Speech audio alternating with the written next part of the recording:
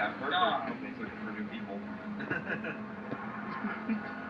What the slogan was, God, we're going to make you buy a Chrysler. Ooh, we got a three-way battle here. Hey. Yep, three-way battle between Tennyson, Johnny Boy, and Peter Beard. Looks like Turtle is definitely clawing his way up the ranks. And here the Tennyson is going down. behind the camera to the loved ones back home. Now it looks like Johnny Boy is going to try and overtake, but Tennyson is still trying defensively. Johnny Boy trying to do about it. And we want to be careful because Turtle Shell is a very fast driver in his own right. They really have nothing to go off of in terms of Turtle's racing abilities because he didn't qualify. Oh, an unknown factor there. In case our viewers aren't aware, Geezer Gears is also known as Turtle Shell. So as we call him Turtle Shell, we are referring to Geezer Gears. Yep, that was and also he does like Turtle. He says it every time he walks in the chat. Oh, we got a little rub in there. Yep. Looks like Geezer Gears gets ahead of Johnny Boy.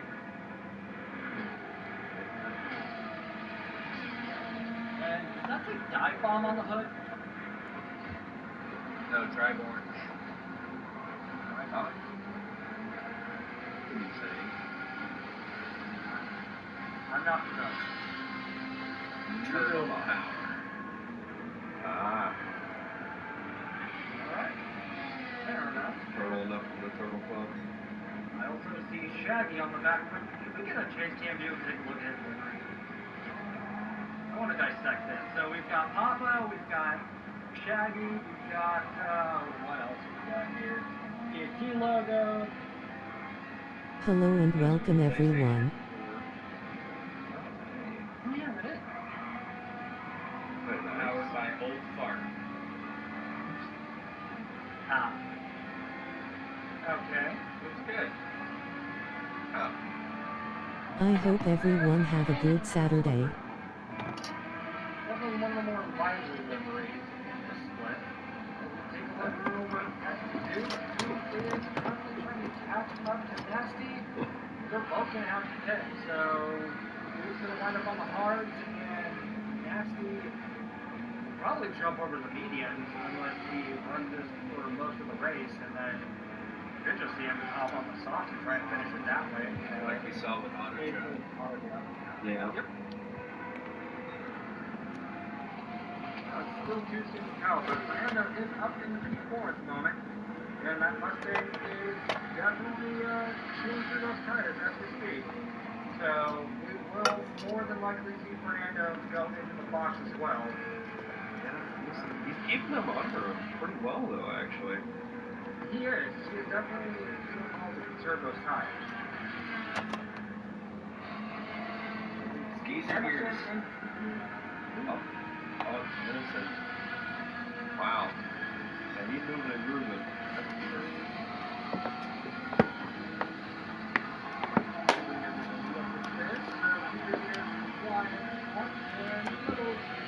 Score back, but nothing really to write home about. And Geezer gets right through.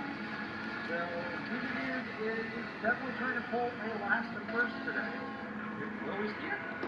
No, we got still half the race to go, so maybe. Oh, how did you guys react to the last two? Hold on, wait a second. Now we're seeing some league races in last to first. Didn't you see somebody in NRL do a last to first? Yes. I can't remember who, though. I can't remember a race that we just watched, let alone go all the way back to an NRL race. Okay. Was it Lewis? No, that sounds right. No? Yeah. No? Somebody will let us know. It's been 105 days. It's only been. Yeah, only. Moving back over to Fernando P4, looks like he might not be able to close the gap up to K-Dub at the moment. K-Dub is definitely doing the best he can with what he's got. Actually, hold on. Can we get a comparison? If anyone want leave a like or sub or donation, it be appreciating and thank you, and https://cash.app/$superbeast-1905 and paypal.me/charlesbing. Fuel looks like Fernando's burnt off more fuel than K-Dub has, though. Yeah. Well, that could be due to that Mustang being a high revving V8 and that Viper being a V10 and its low rev RPM range. You really think GD had the foresight to take that into consideration? Yeah, that's right. No. In real life, though, yes. And this, in real life, I have no clue. Let's see how Nasty's doing up front tires as Duke is getting a little bit closer, almost in slipstream. Yeah, now pretty good. Yep, those mediums are definitely doing all the favors in the world right now. But Duke at the very least has the tank. Nasty with half a tank for fuel and just over half life on tires. Maybe actually doesn't need to win. He could make it to the end. It's just going to be that last lap's going to be a struggle, and that's where we run into what we saw at the end as Duke Thunder goes in. There he goes. Where we run into, cars on fresh tires pushing versus cars on dead tires trying to defend. And it looks like Tennyson has gone into the box as well. Geezer Gears has climbed all the way up from 10th to 4th, and he's definitely far from done. Nasty is probably going to try and do a no stop, judging by just the factors of his tire and his fuel. But we could also see him try and pull away a little furder, go in box and hop on the side. Looks like we had 3 drivers going to the pits. One being Duke Thunder going from mediums to hards, and the other 2 going from hards to mediums. What was it, Leo? I was actually going to say, on Nasty, he has slowed his time down a lot. Like, look at the times that he's been putting in. He's been slowing it down to conservative tires, it looks like. Build a lead and then just slow yourself down, let them get closer to you, but build big enough lead that by the end of the race you're still ahead. That's the goal at least. Yeah, we'll see if we can make it happen because he does have Kata behind him now. Does have Kata behind them, but it looks like, hold on, how are Kata trying to catch Nasty? Not equal. Yeah. So it seems like the Viper isn't quite as bad on tires as we had originally thought. Yeah. No, you're not. But we also have to take fuel into consideration. Indeed. Kata's just under half. Okay, yeah. Turtle is just rimming right now. And his Ferrari, so honestly I think Turtle might be able to pull off this last first. He's still got 6 laps left and he's closing in on Fernando. So it's hard telling him, but we've also got Duke and the Johnny Boy right now going 2 wide down the start finish straight. And since they're in the same car, there's really no chance of a drag racing overtake. Unless the tire wear there.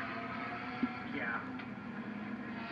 Johnny Boy has not pitted going for the no stop, and Duke pitting for fresh hard. So while they are on the same tire and in the same car, towards the end of this race, Duke is definitely going to have more grip.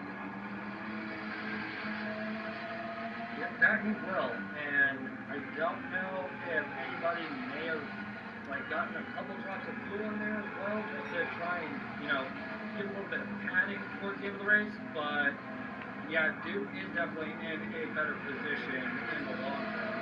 But at the moment, Johnny Boy does have, fully heated up hard tires, which, they're still hard tires, but they're heated up. So yeah. Johnny Boy kind of felt the rhythm. He's been out the longest. I don't know about y'all, but I find myself when I go in the pits and come out, it's harder to get back in that rhythm again.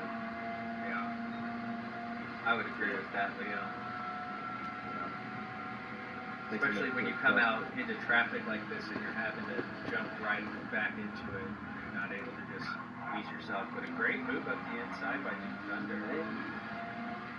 Duke Thunder. Duke is able to field to the stick on the inside of the airplane.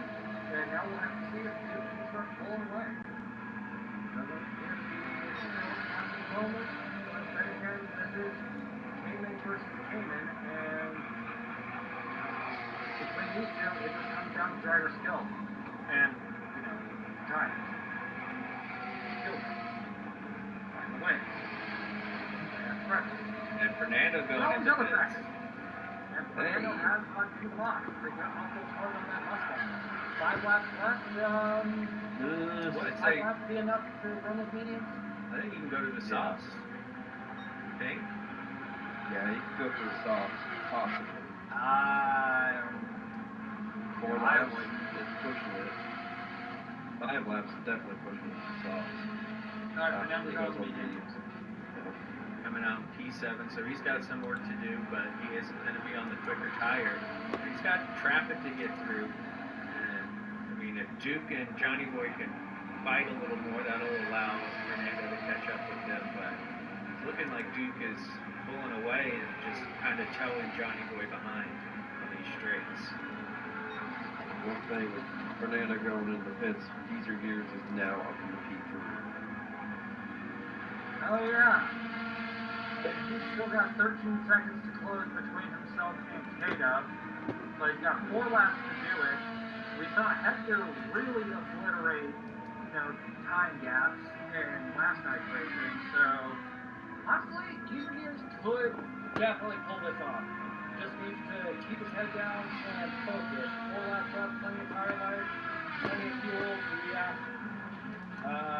Honestly, I don't know how Geezer Gears could run out of fuel at this point, just given how much he has left.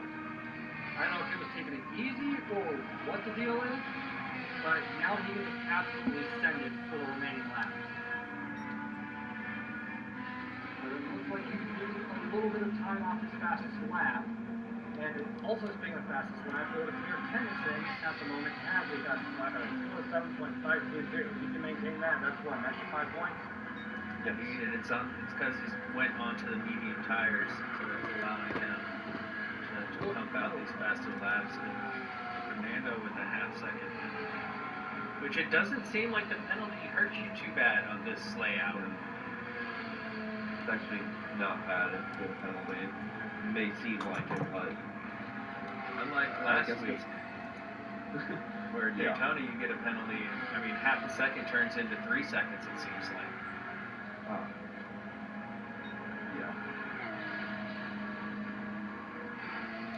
Yeah, this one goes by quick for some reason. I guess because it's in that somewhat long straight, but not really. It's going down. Yeah, it's true. You're not carrying as much momentum into that airplane, but you're still carrying enough to where the penalty doesn't hurt you as bad. We see Tennyson going off and not getting a pen because, well, I've already stated it plenty of times before. Fernando with a half-second pen will not be able to catch up to Tennyson at this moment because of the penalty. And we've got 3 laps left. This grid is honestly more spread out than the last one. It really is. Yeah. And we'll see it start to cluster up. It just depends on how much progress not Johnny Boy, Duke. How much progress Duke can make on those hards, if he can catch up to Geezer Gears, we might get to see a battle for third. He very well might, and if Geezer Gears can keep his pace going, we might see a battle for P2 between himself and Tatum. Right now, it looks like Duke has about a 6-second gap between himself and user gears closed. There's only 3 laps to do it, so it's gonna have to be some really on-point driving. And actually, if we go back up toward the front, are Chaos and Nasty right on top of each other? Yes. Yes. Yeah, well, alright, we got some action, folks. Oh, Chaos tires are toast. And Geezer goes Oh, man. he may I think he's going in. We see this a lot in F1 when you realize that it's not there for you to get the position you're wanting. Go into the pits at the end, put on softs, and get that fastest lap points. That's fair. And it looks like Geezer is on the front, so it's going to be an F1 folks. And K-Dog, are Nasty tires just more? Yeah, okay. Yeah. So they're in the same boat. So it would appear that in terms of tire wear, the Ferrari and the Viper are on level playing. But that is just the case of who's worse off with who. Because Nasty is at about 15 and K-Dog is at more than tank. Yeah. They're about the same. Nasty a little bit worse for wear. Okay, so K-Dog might be able to pull some off and stay up on Nasty. Alright, well, this should be interesting. So K-Dog is currently going up the hill and getting onto the curb and trying to carry some speed. Honestly, with the way the tire model is, do you think those two should have boxed? Shoulda, woulda, coulda at this point. Yeah, right. They do have a almost 21-second gap, which is nice. So as long as they can keep it on track, we got a couple more laps here.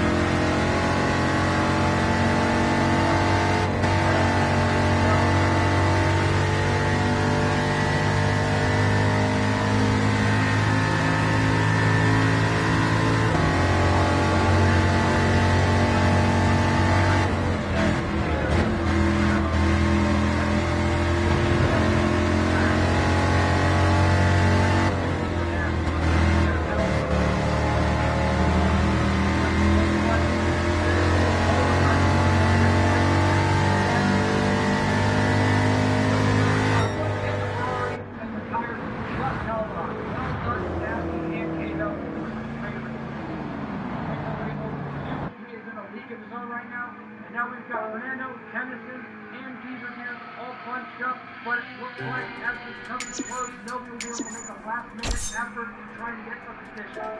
So Fernando will take P4, and it looks like Tennyson will take P5, with Beaver here take P6. And currently fastest lap for Geezer Gears. Yep, back to Dr. Beaver here. See if Johnny Boy can pull something off here in the last moment. And nope, no fastest lap here, but a healthy P7 finish. Making our way over to Don Squad in that AMG, climbing the ranks and taking P8 all for himself, flashing the headlights, goes at home. Here we have Carl with plenty of tire life left, but it looks like the fuel is not in his favor. He will come and take a P9 for his efforts. Leaving Calvert in the Timmy to Timmy.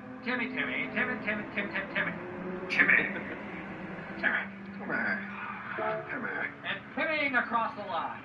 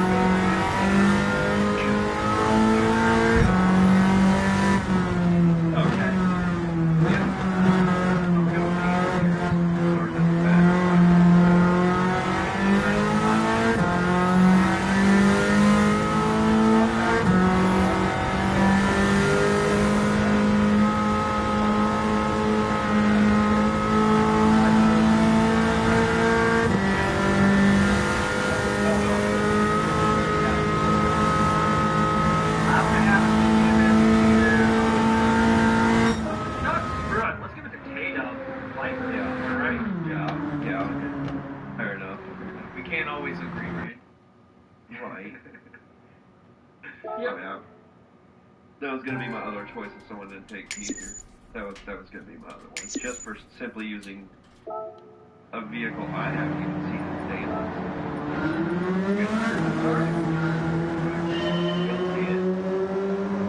There we go.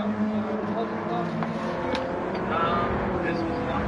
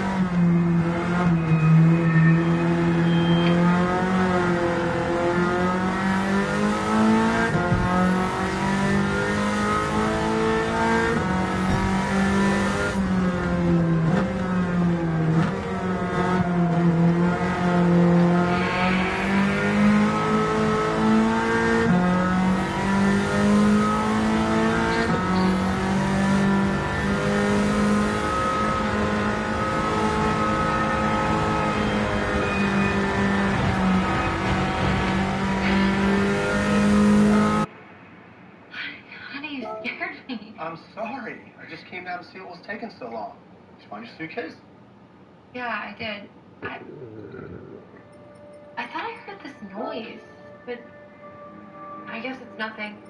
Let's go finish lunch. I brushed it off completely. It's normal. I just thought it was the old house making noises.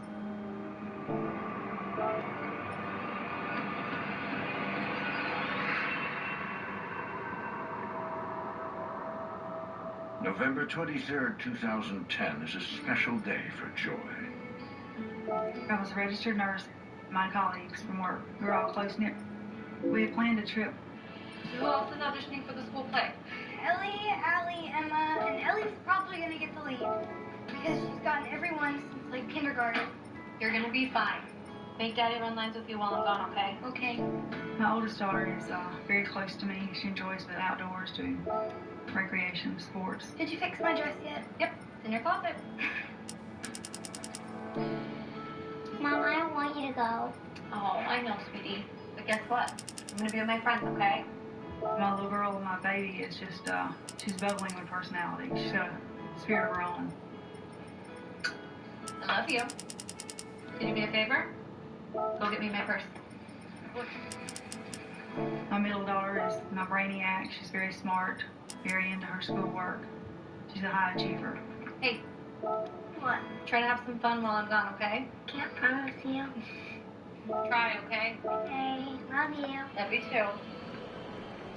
Hey, Hey. don't worry. I won't. Everything's gonna be alright. Okay. If anything happens, it's just a phone call away. Okay. Alright? Love you. Love you too. We enjoy the country lifestyle. We just really enjoy it. Joanne and her friends settled for an overnight stay at a remote plantation.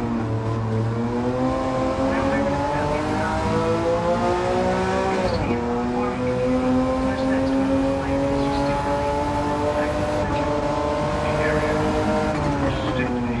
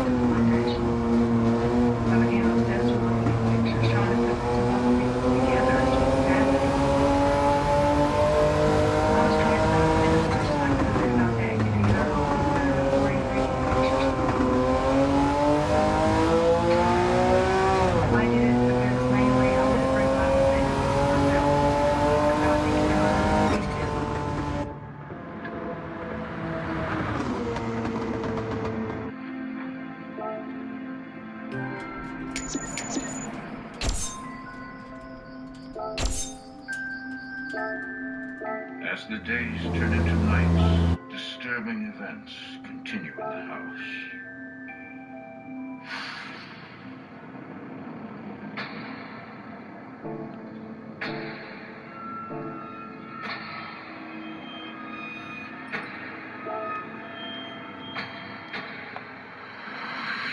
One night I was sleeping in the bed with my husband, and the bed started violently shaking, and I awoke. Suddenly I looked up and saw a figure by my hand.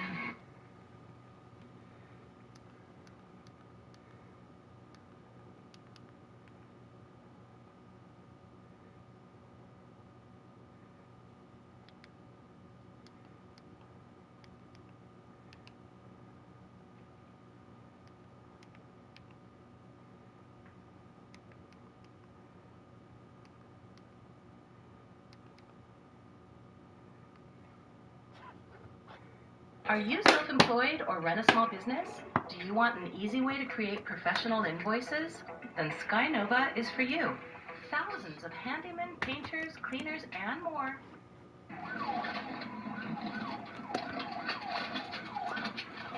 What causes drivers to risk danger and flee immediately upon noticing police surveillance? The woman claims that her motorcycle can outrun a police patrol car. The high-speed chase reaching over 100 miles with the impressive red Camaro. So it's a 52. How you running for, huh? Because why? You're trying to kill me right now. Stay tuned for today's thrilling high-speed chase. You're gonna get tased! You're gonna get tased! Taser, taser, taser!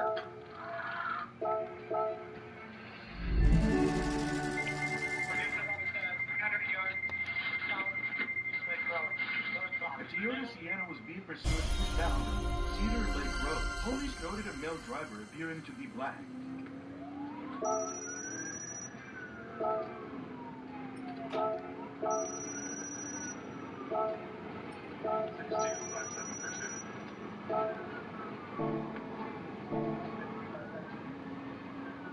Eastbound Cedar Lake Road, approaching Toyota Sienna 616 Lincoln Zamora.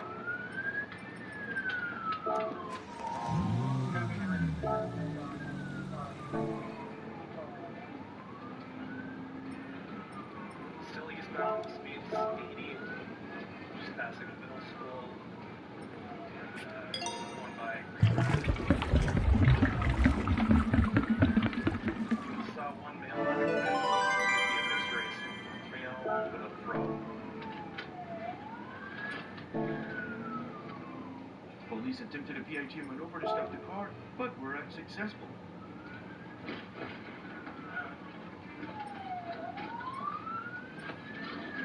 I had him for speed, just tried to pit him. I didn't get the pit. We're going by Ford Road.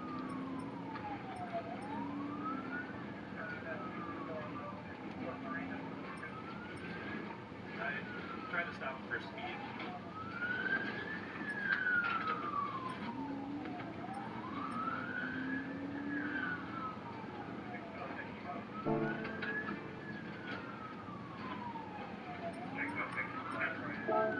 The car entered Highway 169 in the wrong direction, created an extremely dangerous situation. Looks like on the exit wrong way 169. Trying to get him pitted out before he gets on. Not going to happen. I'm terminating wrong way 169 southbound in the northbound lanes, and he is approaching Minnetonka Boulevard. Should have significant driver's side damage. Police reported that the car was heavily damaged on the driver's side. Despite being unable to stop it, he continued monitoring the vehicle.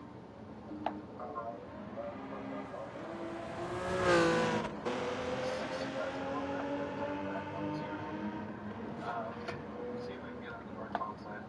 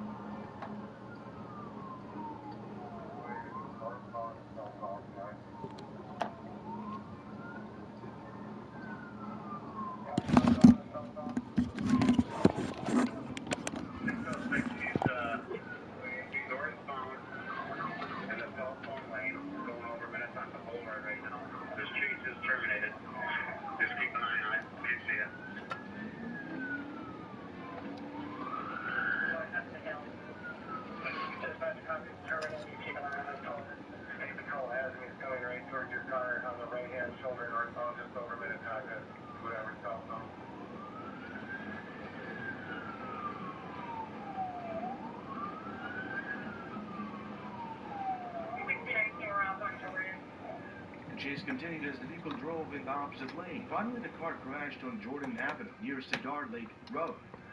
Cedar Lake and Jordan Avenue. That's having the crash. Cedar and Jordan.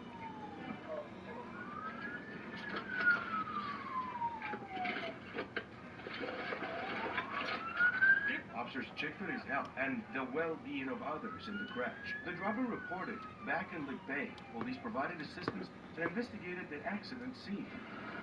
Let's get him. Let's get him secured right now. Get him and check on the other people. Crawl out of the car. Get out the car, man. Let's go. Move. Come on. Come on. You can move. You got out of the car. Move. Roll over. Roll over.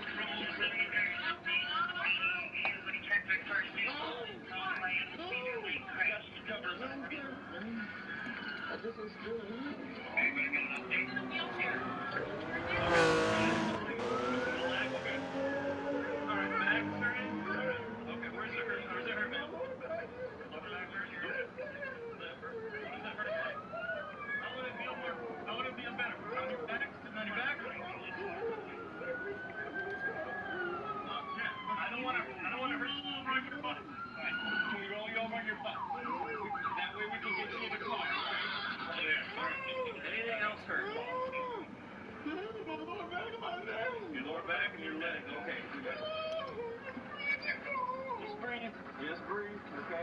There's someone down there. Hey, no, another car down here is crashed and shit. I can't get down there. Where did it go through? I can't. Where's the car? Right there. If you push this out, I'm going to crawl down there and make contact.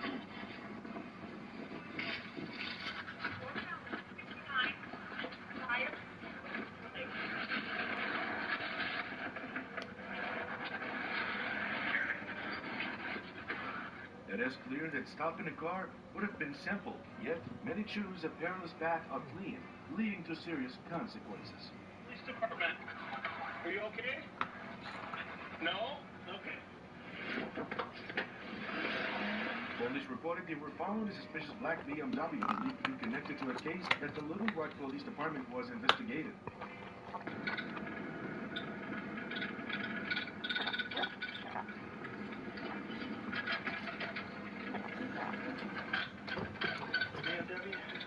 Behind the BMW. Sure. Yeah, I got it stopped right now.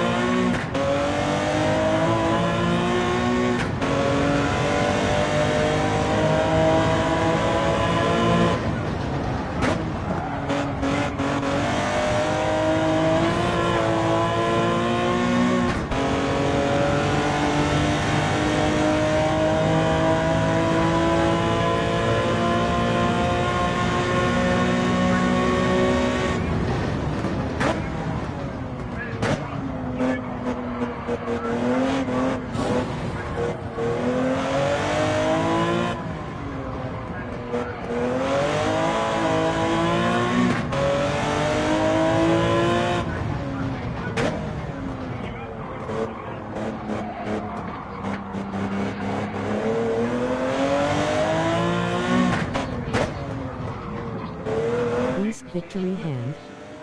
Hey Cole, how you doing?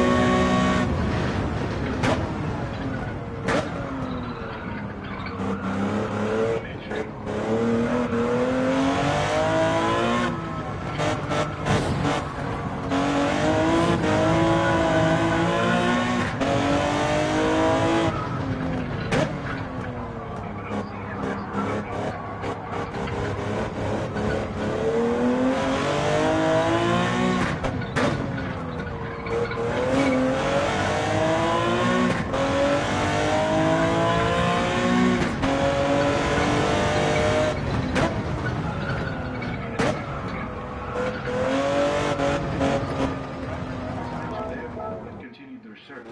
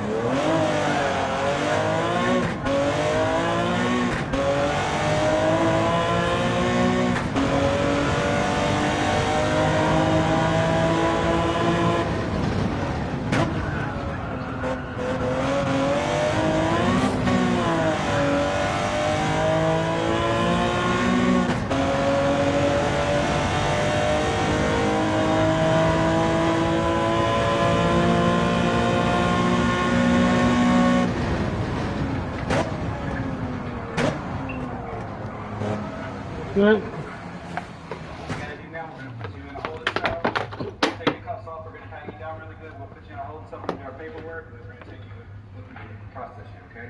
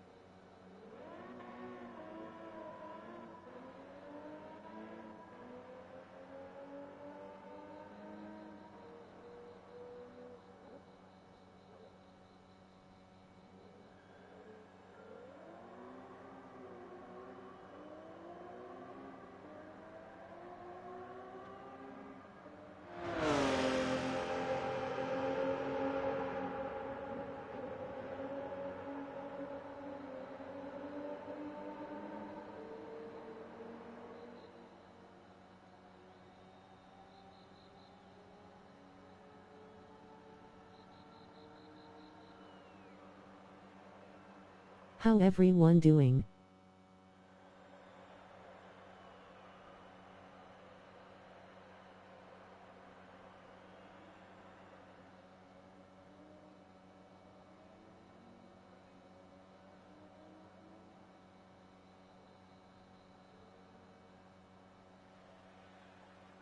I hope everyone is well.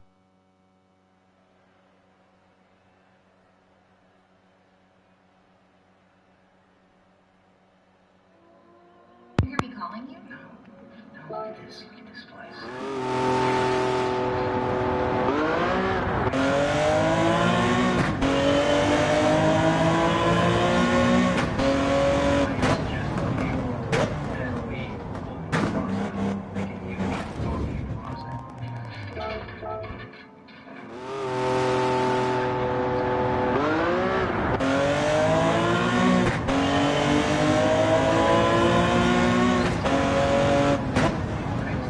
If anyone want leave a like or sub or donation, it be appreciating and thank you.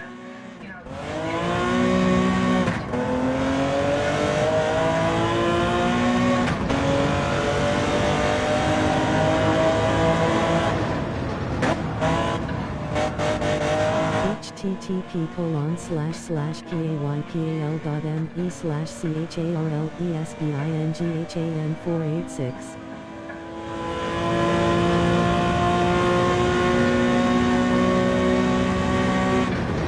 https://cash.app/$superbeast-1905.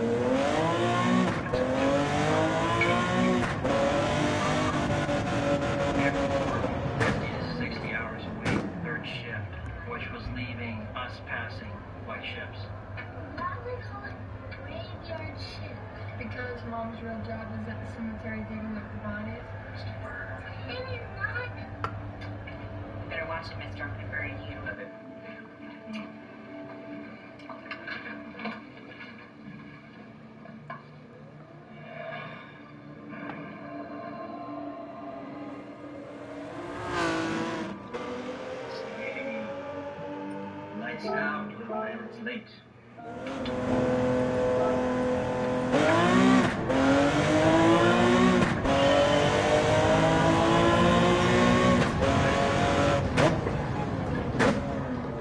Don't let the bed bugs bite.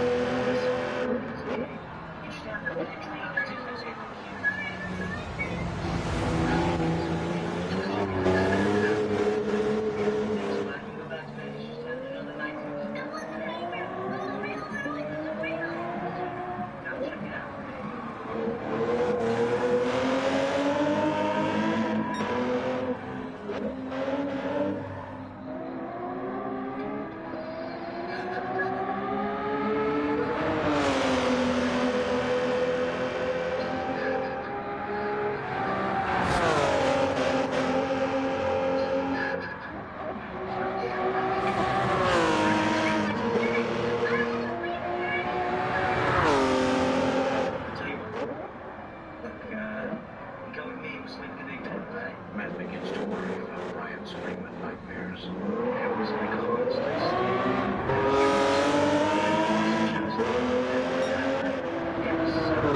Episodes every night. Big boy bed, okay?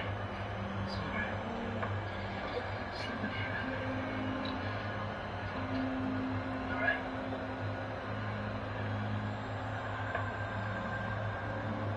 Something happened close to my bedroom door.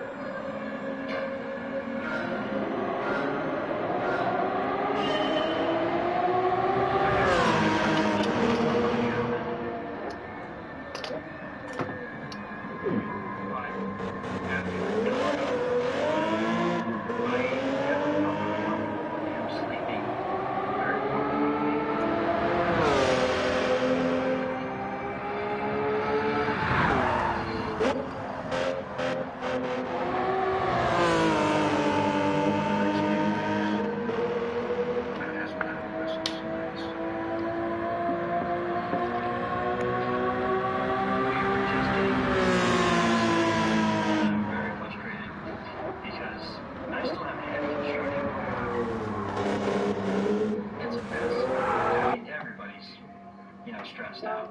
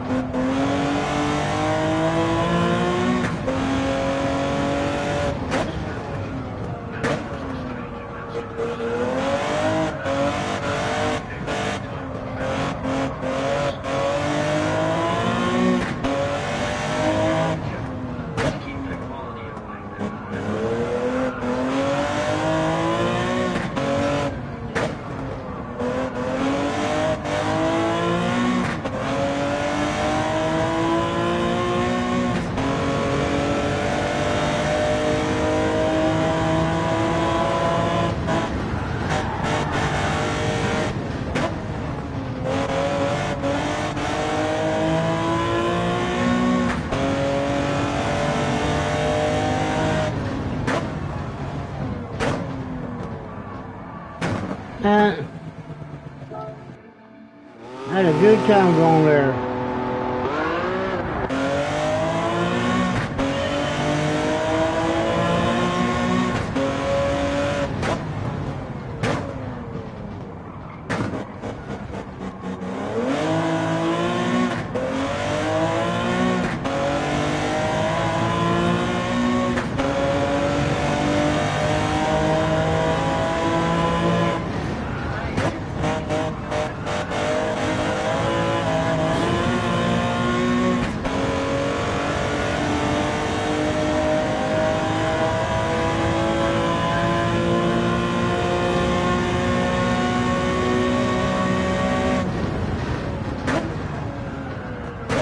Several nights later, April tries to relax after working another graveyard shift.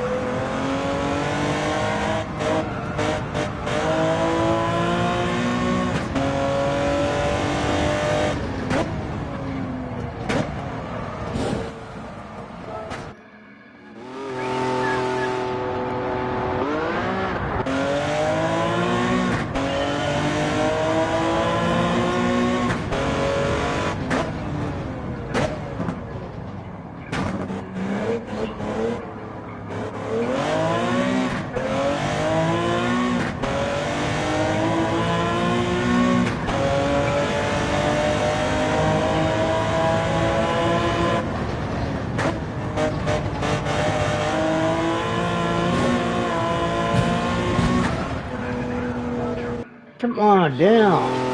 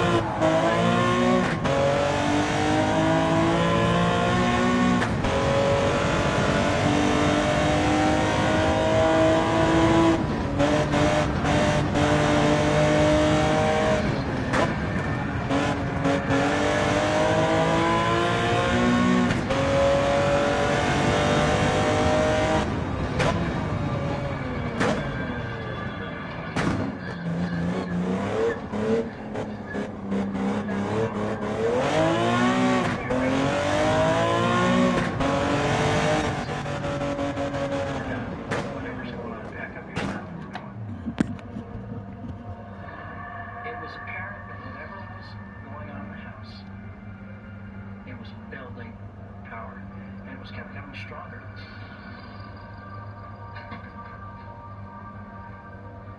Matt and April check into a hotel until they can figure out their next move. April, hey, baby. Honey, sorry. What'd you say? I just think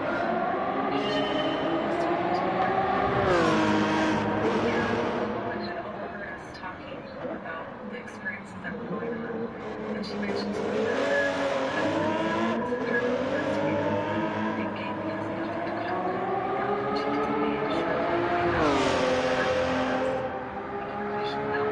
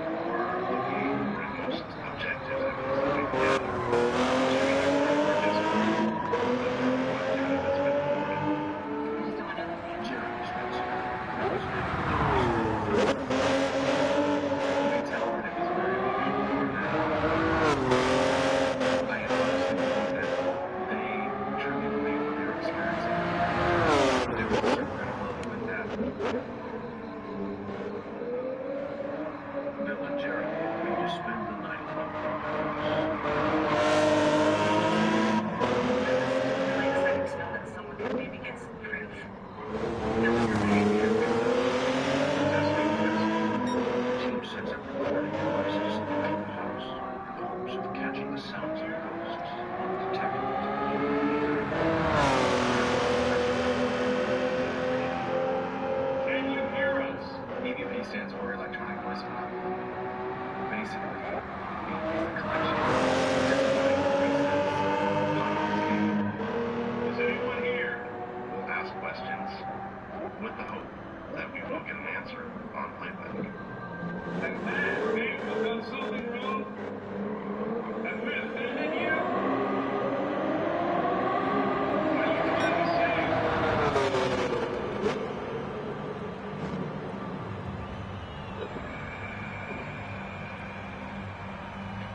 After several visits to the house, the Spencers share their findings.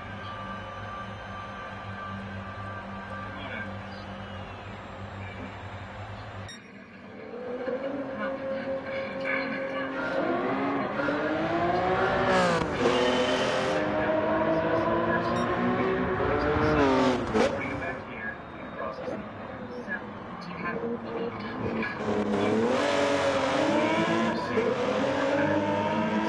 Which is an extraordinary bill for any modification of those we've ever done anywhere.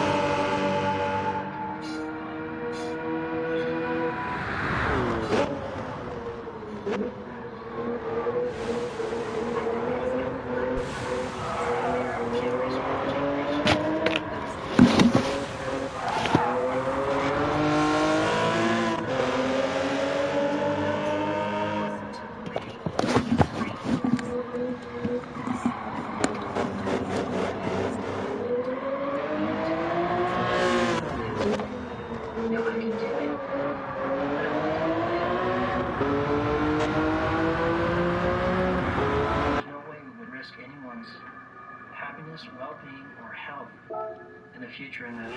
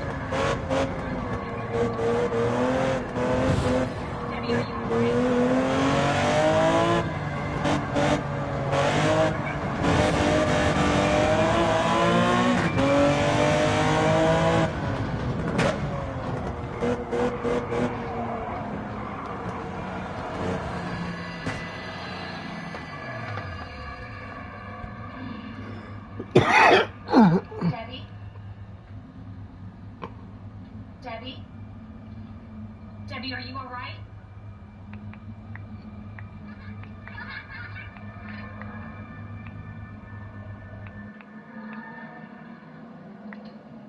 All is as it should be. Trust us. You can come out. We're here to help you. Follow us.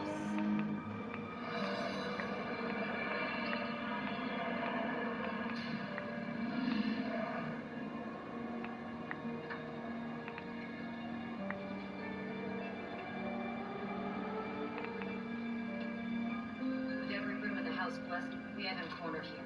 As we blessed the house, I found these children actually following us, walking with us, all knowing we were going to one location, which is the closet in the upper level.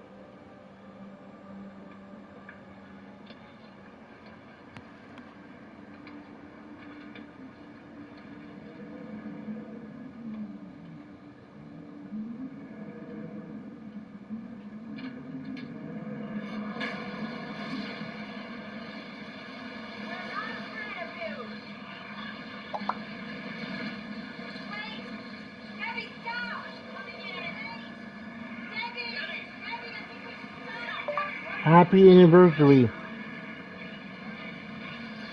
And many more to come. I just had the sense I couldn't quit now. We were so close. The candle! This candle represents health, renewal, peace.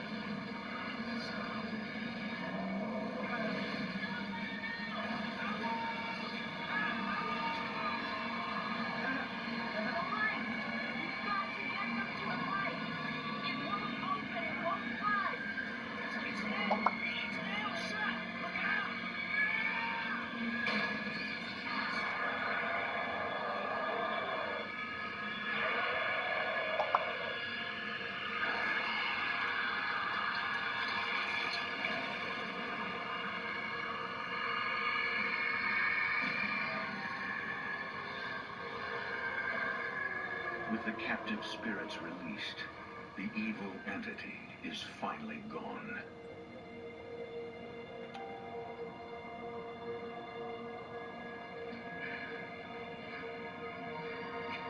You okay? Oh, baby. We're safe. We're okay. So scary.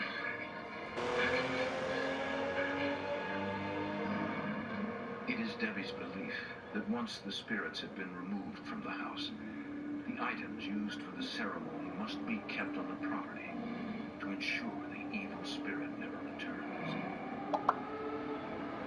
The candles provided will protect future owners from harm.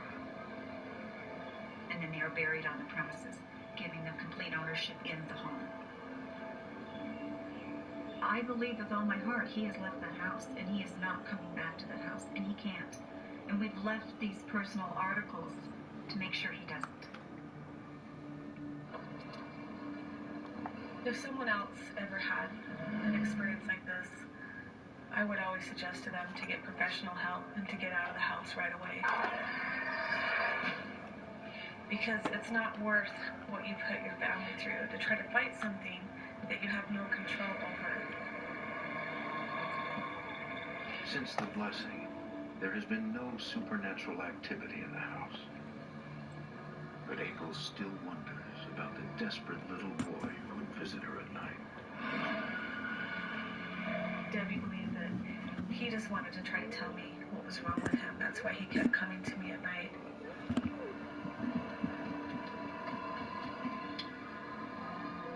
Matt plans to continue the renovations until the house is ready to be put back on the market. We will continue to monitor the house until it has subsided and it is safe for some family to live in. We've bought another home. We've moved on. We found peace in our family and are rebuilding our life.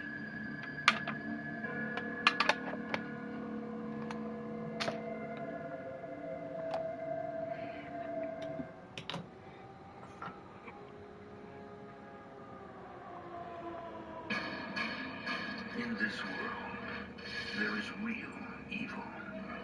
In the darkest shadows and in the most ordinary places. These are the true stories of the innocent and the unimaginable. Buried within an old English pub lies the dark secret of a brutal past. When the staff tries to communicate with the dead, they unleash a powerful evil that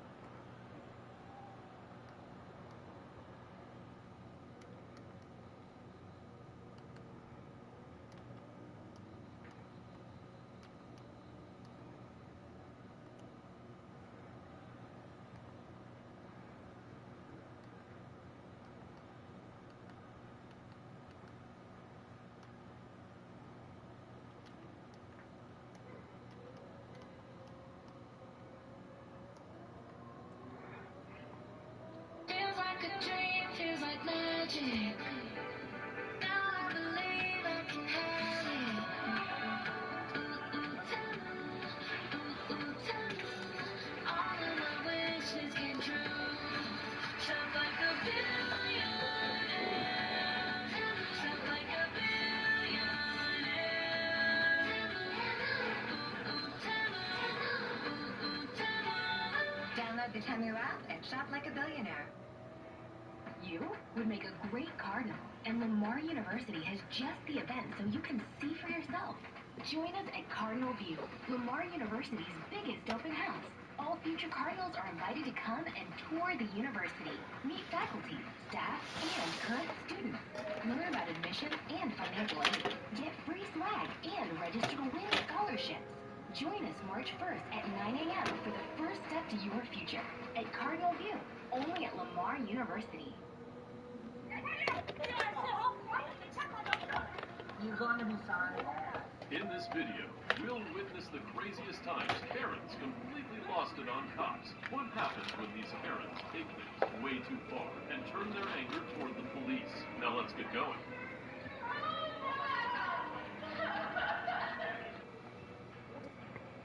You will not hurt me. You are not allowed to touch me. On February 13th, 2022, officers responded to a call about a woman 6 feet tall threatening employees at a gas station. Officers attempted to speak with her, but she was uncooperative. She also accused the staff of lying and claimed they were watching her. Fleabag ass bitch. Because I watch your ass while you watch everybody else. Can you grab Every morning. grab your cup for me? I don't. And it's Wisconsin. Goddamn ass cheese that is pearl. We can talk outside. Sure can. Absolutely. Because I'm done talking. Okay, let's go. Hold up, Bobby. One more stop. It's raining. Yep. So if you don't leave after you're issued that, you're gonna go to jail. Okay? And? Just letting you know, I'm gonna start that trespass warning now.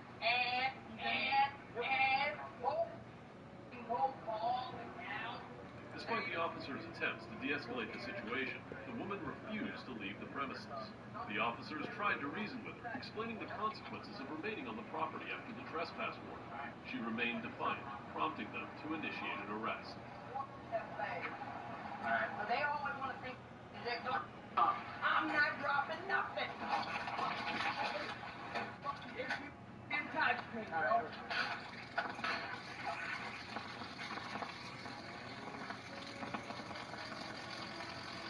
I deployed already.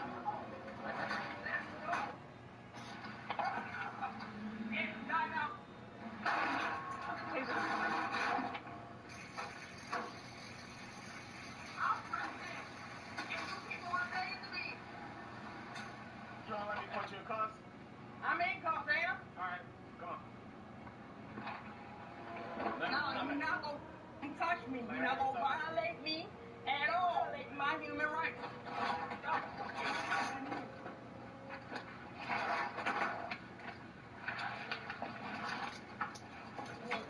You are not allowed to touch me. Lawyer! Lawyer!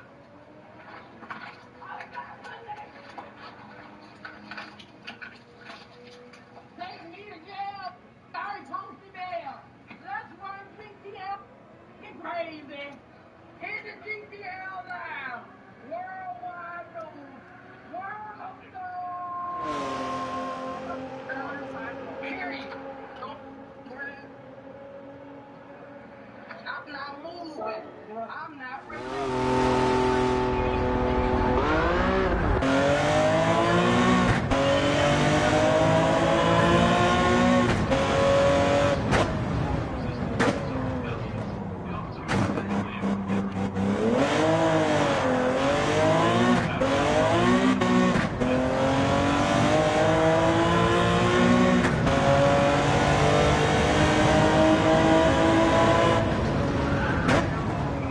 Thank you.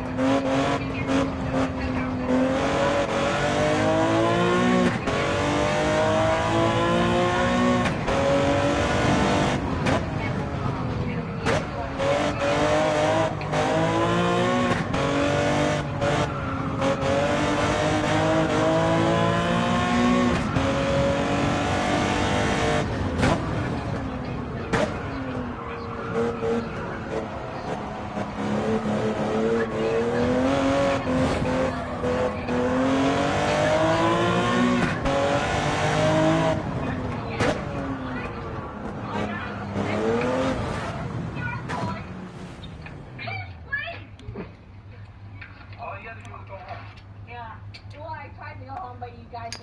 Let me. What is my ID? Because it. No. No. Talk to him! Yeah! Stop it! Deal with me! Yeah! Leave him alone! Also, he's a really black you are a trash! You guys will come! You rape! Her boyfriend was later arrested for criminal trespass after refusing to leave the airport and trying to get back on the jetway a second time. He was also charged with a felony for attempting to take video in a restricted area of the airport during the second encounter. Taking her to County Jail or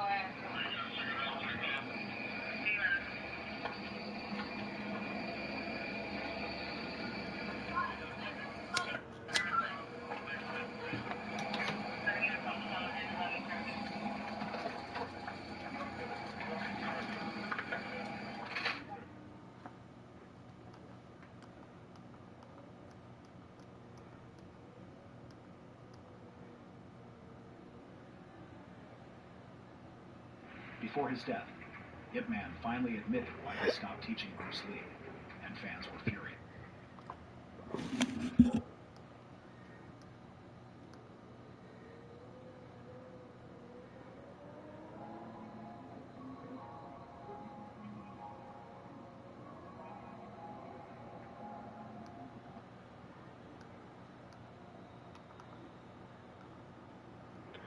Today, the cosmos whispers 222.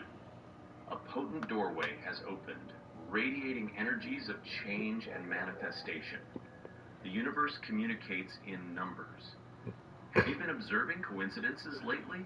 These recurring numbers, 222, 111, 444, etc., are not coincidental.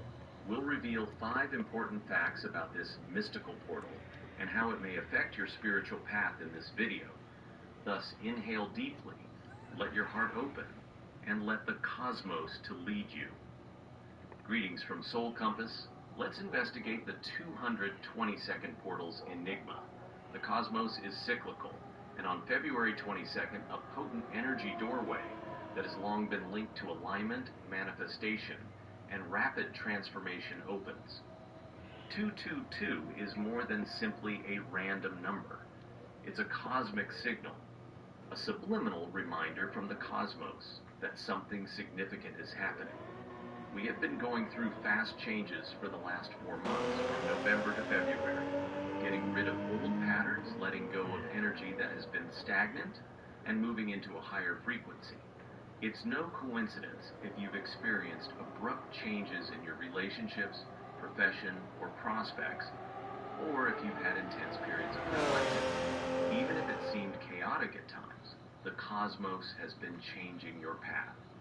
The energy peaks now as we pass through this hallowed 222 doorway.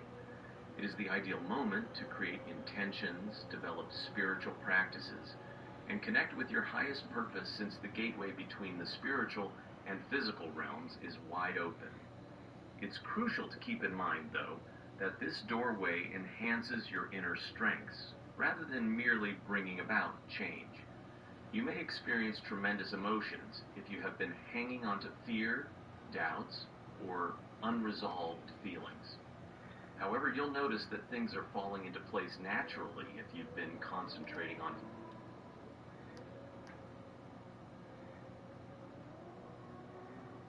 Trail cameras are meant to capture wildlife, right? Well, sometime.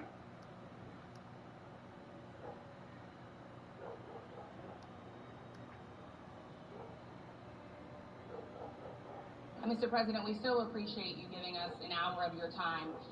I want to start by addressing the elephant in the room, sir. A lot of people did not think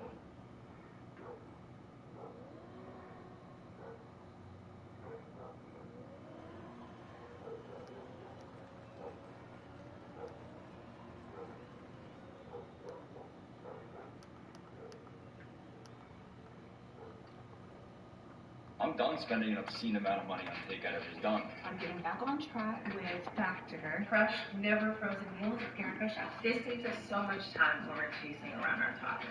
I can get all the nutrition I need without having to obsess over it. I never run out of tasty, nutritious dinners thanks to Factor. Factor has over 40 different dinner options. Like protein. I've said it before and I'll say it again. We humans know more about outer space than we do the depths of the oceans. Isn't that kind of weird? It makes up most of our planet, yet we have almost no idea of what's down there. There are some truly terrifying creatures in those depths, but madly, they're still nowhere near as crazy as they used to be. Way back in the day, the monsters of the sea were even more terrifying. These are 20 most terrifying prehistoric sea creatures.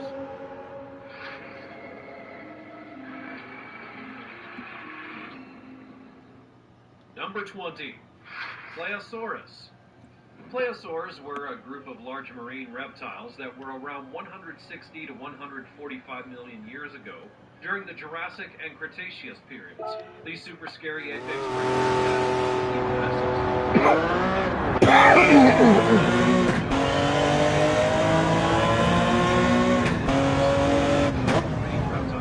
They were perfectly adapted to their marine environment and had streamlined to move easily through the water and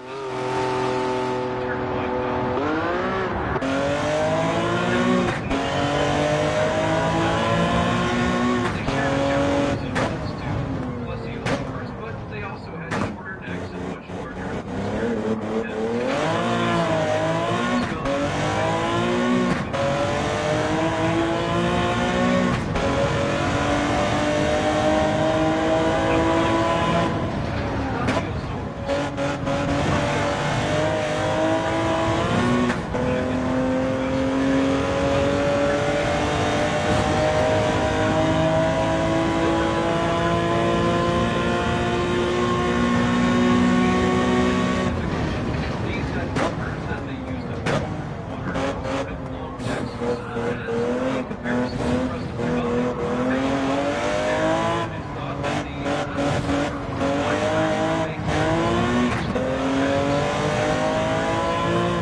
But there's also a thought that they may have given birth to a live young. The jury is still out on that one. It seems that the plesiosaur fed on fish and other marine life in the ocean.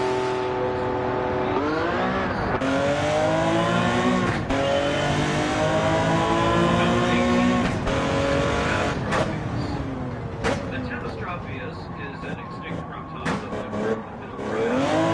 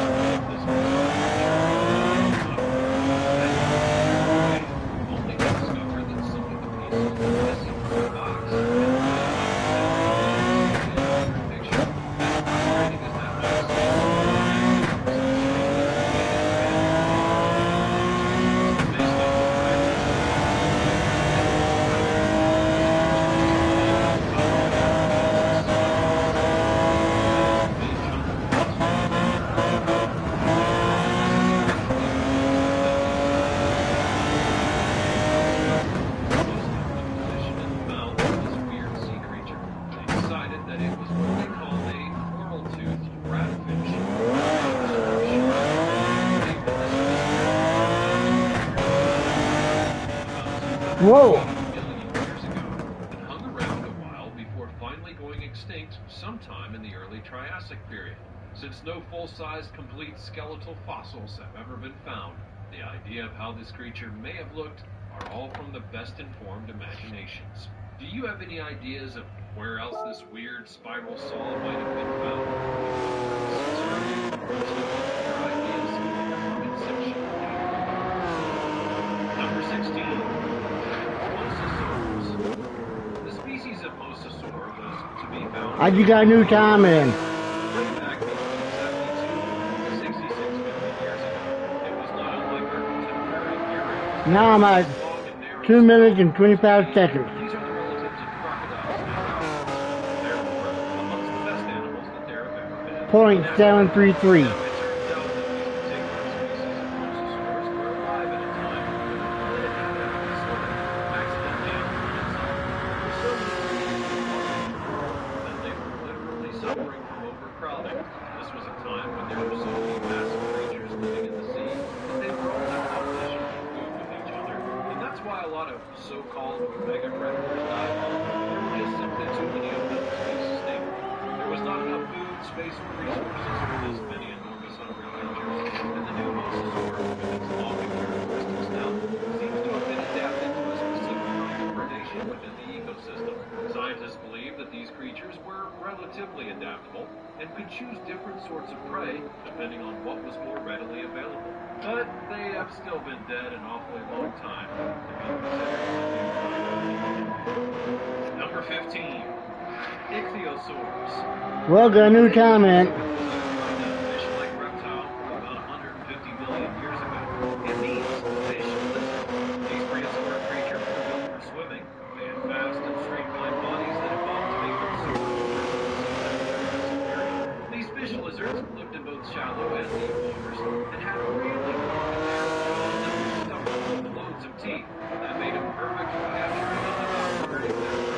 They ate an entire mess of combination of different animals and were seen to be particularly crocodiles, goldfish, and squid.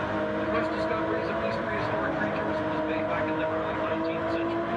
Complete skeletons were found, most famously by the fossil of Gregory Panning. The examples that have been found show that the ichthyosaur could vary in size from just 3 feet in length to about 85 feet, and the creatures did bear some resemblance to modern dolphins, but there is no consensus on which way their evolution went other than they evolved from some kind of land reptile that are unidentified and then returned to the water in a similar way of that to the ancestors of dolphins and whales. Number 14. Tully monsters. The Tully monster is a peculiar fossil discovered in 1958 by Francis Tully, hence the name, in the Maison Creek fossil beds of Illinois. The fossil is around 300 million years old and has an especially weird appearance with stalked eyes, a long appendage with teeth at the end, and a rudimentary backbone. This oddity has left scientists scratching their heads for many decades as how to actually classify it. In 2016, a major study used some super techy advanced X-ray techniques and something called synchrotron imaging to analyze thousands of Tully monster specimens. The research concluded that it was a vertebrate that was closely related to jawless fish like the lamprey due to feathers like a notochord and gills. The sea lamprey can be mostly found in northern Atlantic Ocean as well as the Mediterranean, the Baltic and Adriatic seas. They're also an invasive species in the Great Lakes. These horrors are not fussy about whether they live in salt water or fresh water, and they can pop up almost anywhere, especially in your nightmares. Lampreys lay eggs in rivers and streams, and then those eggs will hatch into larvae, which then turn and change into parasites that travel to lakes. They then attach themselves to other fish in the lake to feed on. They suck out their blood for between 12 to 20 months until they're ready to spawn, and they do this again and again over the course of about 9 years. How delightful! The lamprey has rows and rows upon teeth and a gross sucking tongue thing that they use to get a firm attachment onto the host's flesh, and then they suck out the blood and any other fluid they really fancy. Fish are often caught with the telltale circular holes of the lamprey parasite, or occasionally with these animals still attached. However, newer studies have also challenged this classification, and it seems the creature may not fit neatly into the vertebrate or invertebrate categories, leaving its true identity still partly a mystery. You ready? Let's go! That's what I'm talking about!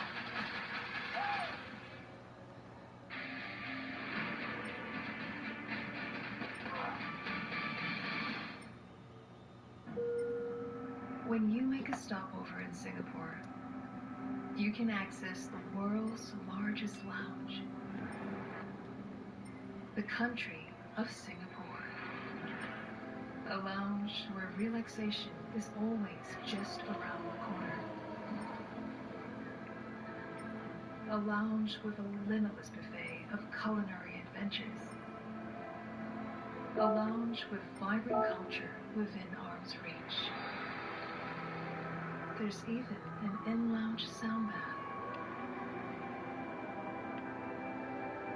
And countless spots to take relaxation to new heights.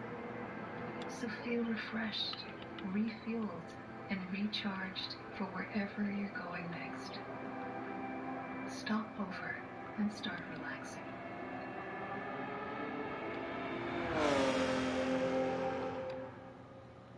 Number 13. The Placodontia. Placodontia were a group of marine reptiles that lived during the Middle to Late Triassic period, which was around about 246 to 229 million years ago. These creatures had bodies that were compact, with short limbs and long tails, kind of like modern-day seals. One of their most distinctive features would be their broad, flat teeth, which were perfect for crushing their hard-shelled prey like mollusks. As they evolved, these things' crushing teeth were an integral part of their development. The earlier ones had 2 types of teeth, but later on, they became more specialized and developed armor plates for protection, and even toothless beaks for digging into the sandy seafloor to find their food. Despite their adaptations, they were not as widespread in the fossil record, with their remains having mainly been found in Europe and parts of China. They are early types of marine reptiles, but were not the same as the plesiosaur. Number 12. Leviathan. Next up, we have the Leviathan. This mighty colossus is basically what can only be described as a prehistoric whale. The ancient and enormous creature was absolutely vast, and to explain just how big that it was, imagine a mouthful of interlocking teeth, each measuring between 1 and 1.5 feet long. Yes, each tooth alone was a foot long. These whales were so big that, other than the megalodon, there was really nothing even remotely comparable in size during the era in which it lived in the oceans. The Leviathan seems to have been the apex predator of the whole Miocene epoch. The trouble is, however, that there is a whole lot of information that's missing about these amazing creatures. Only one partially preserved jaw and skull, as well as a bunch of teeth, have been unearthed, so it's only with the use of technology that we have today have we been able to see what this massive sea monster might have looked like. Much of the gappy understanding has been filled in using the closest living relative, the sperm whale, and our knowledge of these awesome modern-day whales has definitely added a lot to our learning about the prehistoric creatures that were here before. And in case you've gotten this far and not quite been able to put 2 and 2 together, there's apparently a biblical sea monster which is called the Leviathan, as well as a similar terrible sea monsters that appear to be in other mythologies throughout history, and the name of this Leviathan naturally comes from that word. The word in general is used in particular to denote a massive sea monster, usually a whale of some sort, so it's the obvious choice for this dino whale creature. With regards to the size of these prehistoric sea monsters, they were actually not dissimilar to the modern sperm whale. They were most likely about the same kind of length, which ranges between 44 to 57 feet, and they likely weighed about 60 plus tons. It ate a diet of baleen whales, sharks, and other marine creatures that were found near the surface of the water. They lived between 9.9 and Hey, Don. 9 million. Oh, Don, I got good news. Number 11. I just got a new time in on the license. Monsterfish was swimming around during the late Devonian period, which was about 350 million years ago. So there probably aren't any of these predators left out there. But has anyone actually checked? The catchily named Dunkleosteus was a biter, but rather than a regular mouthful of teeth, however, this prehistoric water dweller had 2 long blades made of bone that would break their prey in half and chop neatly through their flesh. This big fat fish also had the strongest bite of any fish out there, even more powerful than our modern day sharks. They had a bite force of an astonishing 8,000 pounds per square inch, which is 2.5 times nastier than even our biting champion crocodiles can manage today. When that was combined with this megafish's ability to create enormously powerful suction simply by opening its mouth and sucking the prey inside, well then it's easy to see what a deadly, efficient top-tier predator that this creature really was. There were a bunch of fossilized evidence of the diet and behavior of this massive sea monster, and scientists believe that they would eat almost anything that came in their direction, which included each other. Yes, these psychos, as it turns out, were also cannibals. Number 10. Shastasaurus sickenensis. The Shastasaurus sickenensis, which I probably mispronounced, just happens to be one of the largest reptiles that was ever discovered. They were fossils that lived during the Triassic period, about 210 million years ago. This enormous creature was named fossils that were found in Colombia, Canada, measuring an astonishing 69 feet in length. That is comparable to twins. However, before you go running and screaming, like other ichthyosaurs, this one was not a very diet, and narrow, streamlined body with really small livers that would indicate that it was built for slow cruising rather than hunting at a high speed. Its skull was short too, that it was not the fiercest predator, and that skull was specialized for suction feeding, so it could consume small prey like fish and squid. This suction so that it could gather up food more efficiently, and despite its massive size, this sea monster actually had a surprisingly slender build compared to its later Jurassic relatives. The trend at the time in evolutionary scheme of things was more gigantism. Other species in the ichthyosaur family also began to grow to colossal sizes, but it didn't water-based were extinct by the end of the Triassic period. You said you had good news, but I didn't hear what it was. I got new time in on the Air10 license. This big old reptile was charging about in the seas around 85 to 80 million years ago as part of the mosasaur family, and this massive creature was 45 feet tall.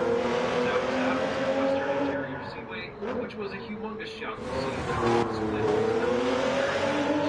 It had a super hydrodynamic body and extra powerful jaws that were lined with rows of sharp teeth. https://cash.ap/$superbeast-usa1905. That is good news. Nice. Yep. But I still got work to get gold on this license. The very handy ability to ambush prey with only a few swift bursts of speed.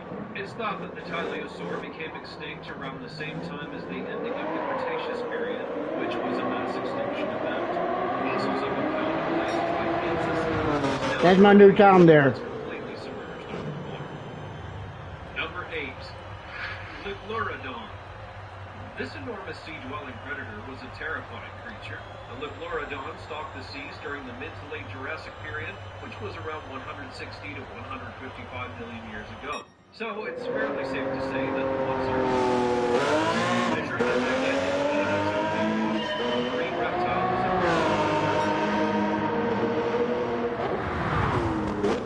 It had a long nose, flippers, and rows of Dude, you're fast. How come I don't see you in the PhD races? monster meant that very few other sea dwellers have been able to compensate for it. Prehistoric sea crocodiles, ichthyosaurs, and well, if they can sort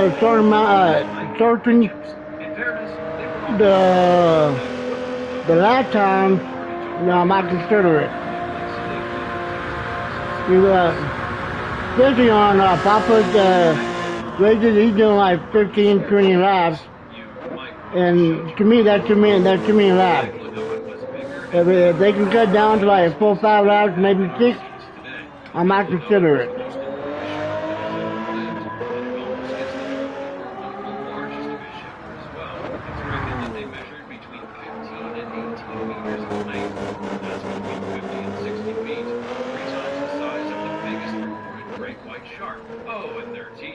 only about 7 inches long, and they had 276 of them as well. They don't call this creature one of the megatooth sharks for nothing. The word megalodon itself means large tooth, so I think we all get the idea. I, on my end, pretty relieved that these sea monsters are long gone. So what does he have? I see. I enjoy the longer ones with fuel and tire strategy. After all, although it may seem far-fetched, that prehistoric creature. Yeah. Anyone actually checked all of the seas? Probably not. But for now, let's just cross our fingers and think of paint books. Number 6. Basilosaurus. The Basilosaurus is an ancient whale that lived around 40 to 44 million years ago, during the late Eocene epoch. Even though its name means king lizard, it is actually not a reptile at all, but rather an early kind of whale. It was part of a family which included modern whales, dolphins, and porpoises. These extraordinary creatures could grow up to be about 65 feet long and had a strange gill-like body, so they were totally different from modern whales. Its slender, elongated form likely allowed it to swim near the surface of ancient seas, where it would then wiggle like a giant sea serpent. This is all beginning to sound a bit like one of those monster sightings now, isn't it? Could it be the Loch Ness Monster? Well, anyway, the fossils of the Basilosaurus Take care, have been I found gotta in grab North some America, lunch. and as far away as even Okay. when it was first See uncovered, you later. I hope you have a good lunch and a good afternoon. Later research would show that it had more And thank you for stopping by. especially its whale-like teeth. Now, weirdly, the fossils of the ancient whale were once used as foundations for homes and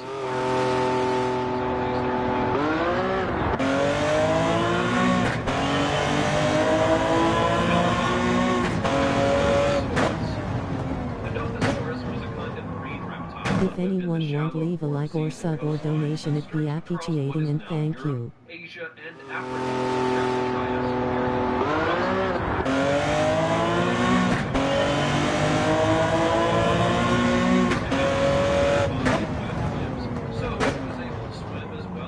http://paypal.me/paypalesbingham486.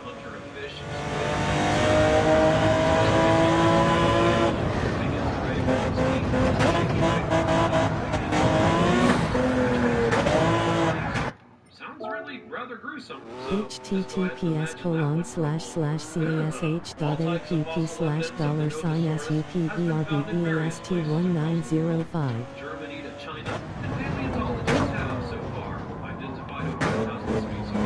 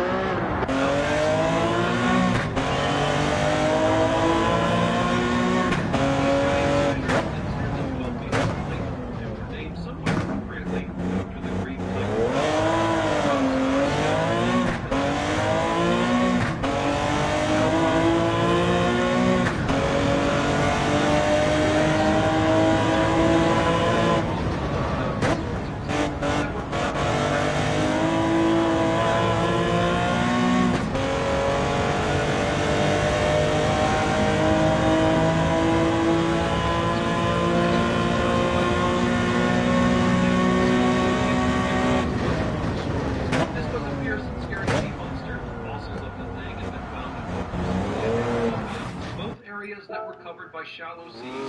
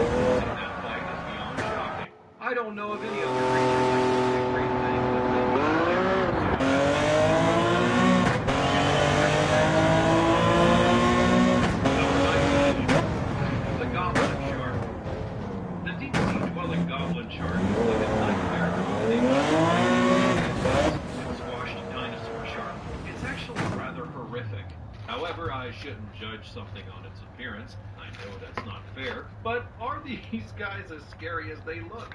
Well, let's find out. With a long snout on the top and a set of very sharp teeth on the bottom, this shark seems equipped enough to do some predatory stuff. It has a weird technique for catching its prey. The goblin shark can eject its jaws and then send out a date.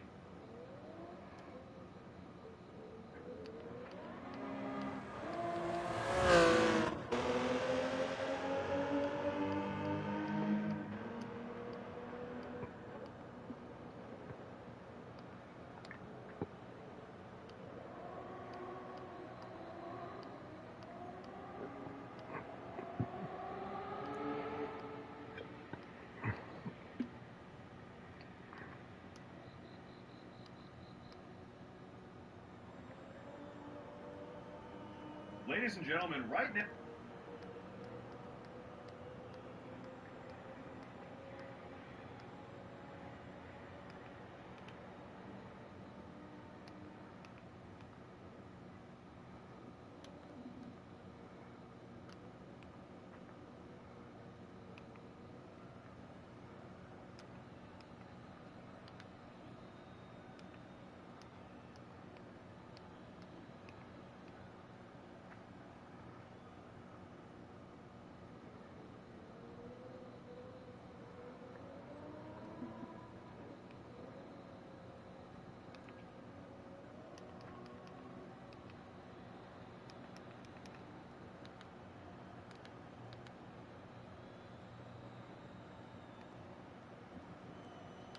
Texans from all walks of life are ready to vote on destination resorts. It would definitely bring better paying jobs here with the school district. They all need money. It's only a smart business move to keep that money in Texas and the economy growing in Texas. You bring new jobs to the area, new jobs in the economy. Let it happen. Come on, Texas. Legalize it. Let's make it happen. Lawmakers, let Texans vote on destination resorts. Your aura is limitless, seamlessly connecting across your favorite devices. Introducing the Lenovo Aura Edition AI PC.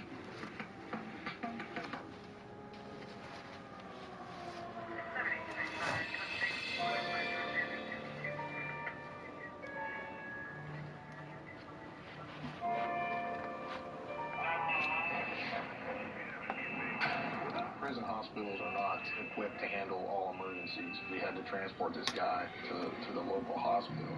I was ready to pull my firearm out and protect myself. I have a very eerie feeling about this house. I felt fear. I felt terror.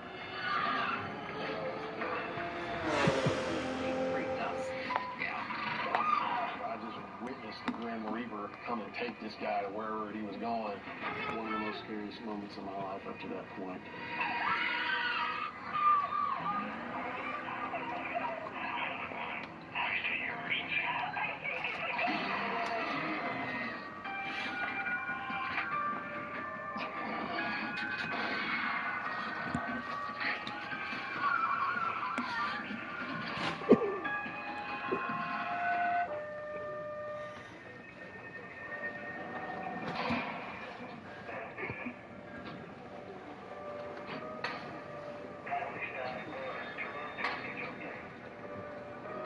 You're early. I ain't done yet.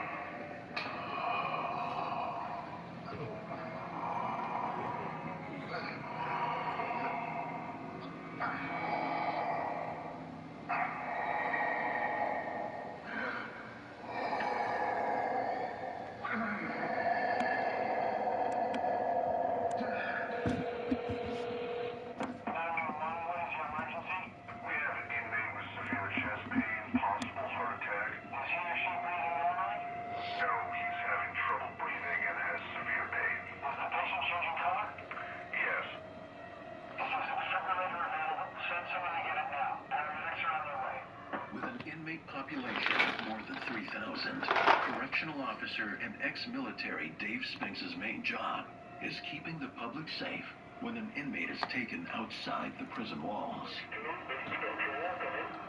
92962, go ahead, control. On that particular day, I received a call from the prison hospital saying we have an inmate with a possible heart attack. Prison hospitals are not equipped to handle all emergencies. We had to transport this guy to the local hospital. So I hightailed it down to medical. He had the pasty pail up to his face and he was sweating pretty profusely, which is a telltale sign of a heart attack.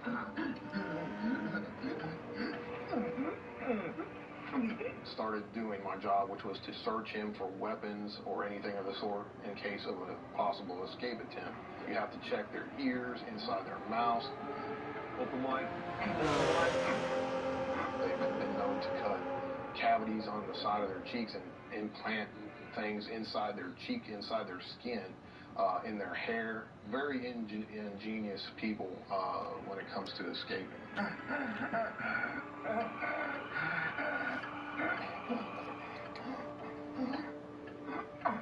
As I'm doing this, I noticed the energy in the room change. And it felt very, very heavy. I thought there was someone else in the room with me. It felt dark, it felt negative, and I didn't like it.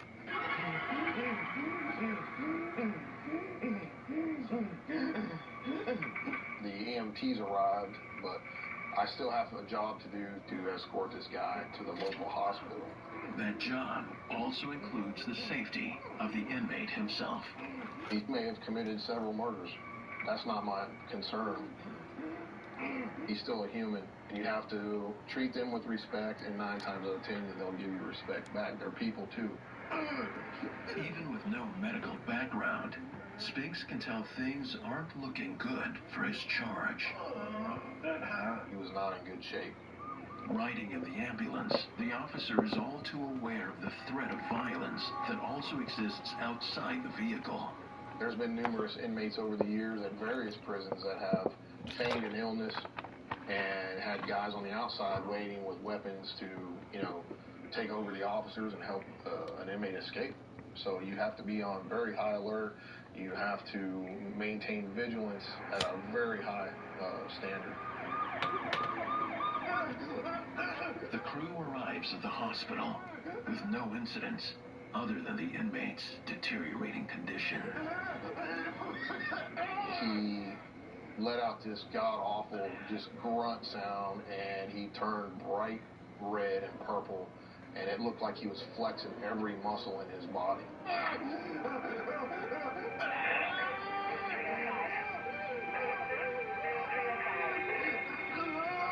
They rush him into ER for emergency surgery.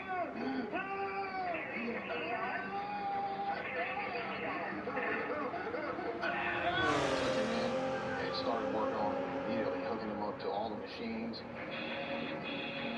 shooting his IV full of chemicals. And I stepped back out of the doctor's way, and I just basically guard the door. They weren't telling me anything. I was just, that's not my job. My job is to just maintain the security of this guy, make sure he doesn't go nowhere. The operation lasts for nearly an hour, to no avail. The doctor finally called and said there's nothing more we can do. He's gone. Officer Spink's job now shifts from guarding the prisoner against a possible escape to watching over his dead body. I'm just contemplating, wow, I was just talking to this guy a little bit ago, and now he's gone. Faced with a morbid task, the officer leans on his professional training. For me, I guess being in the military, after you had numerous experiences with people, even some of your friends maybe dying or, getting killed and so on and so forth, you kind of build up a tolerance to death in certain aspects. But looking at the guy in the bed, the dead guy, it didn't feel normal. Very dark in nature, very heavy.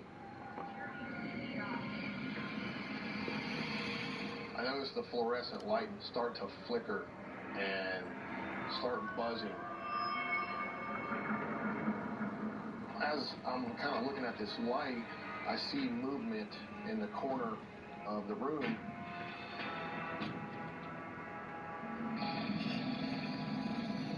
thought, you know, wow, is there somebody in the room? But I knew there was no one in the room because I witnessed everybody go out of the room, the doctors, the nurses. I knew I was the only one in there. But when I saw the movement, I thought for 1 second, man, there's somebody else in here with me. It was almost like a dark shadow figure standing in the corner. Never saw any facial features. It just had the outline of a humanoid. This thing was darker than dark. It was darker than the dark in the room. Shadow figures are entities which don't want to be identified. These are very dark, evil energies that shy away from any kind of light or goodness. They don't want to reveal their true form or true intention, which is often quite evil.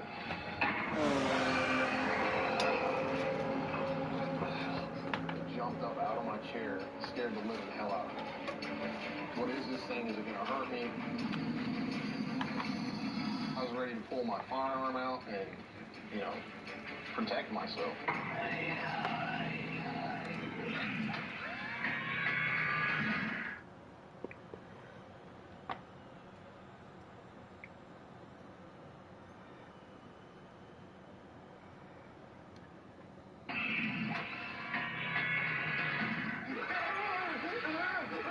After Corrections Officer David Spinks escorts a sickly prison inmate to a nearby hospital, the patient dies. Later, while guarding over the corpse, the officer is confronted by a dark humanoid shape. When I saw the movement, that's when I thought it was a person, but when I snapped my head to that direction, that's when I looked up and saw that this thing was massive in height. It was black, pitch black, and there was no light.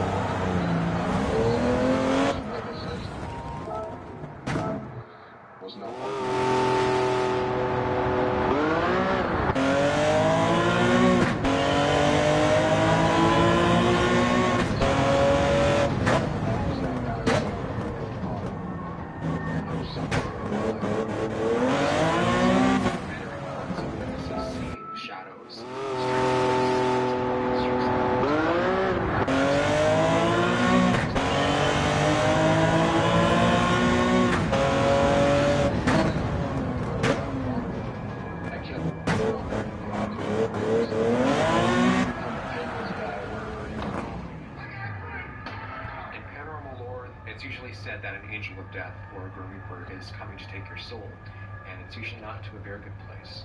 We certainly don't want them coming for us.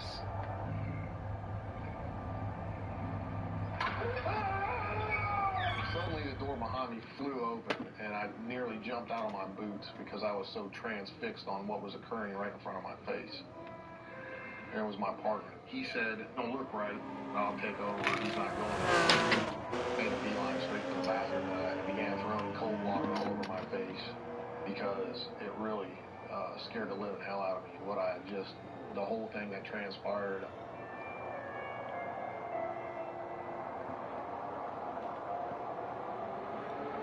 I knew that I just witnessed a supernatural event. I've always felt that there's bad energy and good energy, and there's bad people and good people.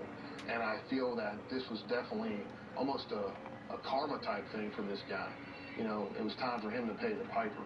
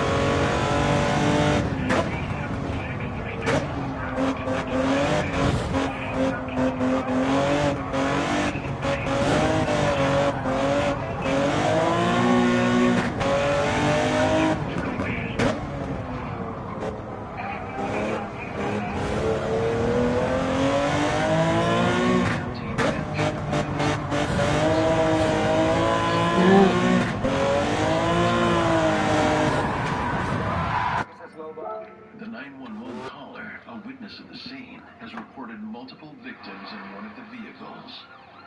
I became an EMT basically due to my attraction to helping others, and so as soon as I was able, I went to school and got out there.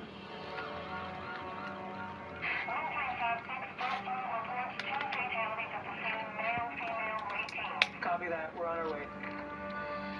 It was a little early in my career, so there was some anxiety. I had never dealt with incidents before that had multiple fatalities. On arriving at the scene, Ben learns the victims easily extracted from the wreckage had already been transported to hospital. The only victims left were the deceased that could not be moved. It was reported that some of the victims were trapped in the small car.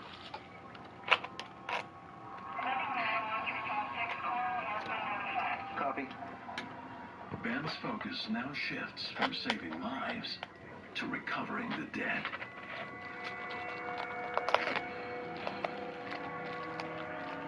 Now there's a death investigation that's going to take place by the coroner's office in conjunction with law enforcement.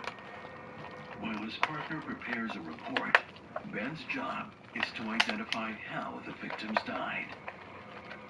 I noticed a female in the front seat, also a male in the back seat.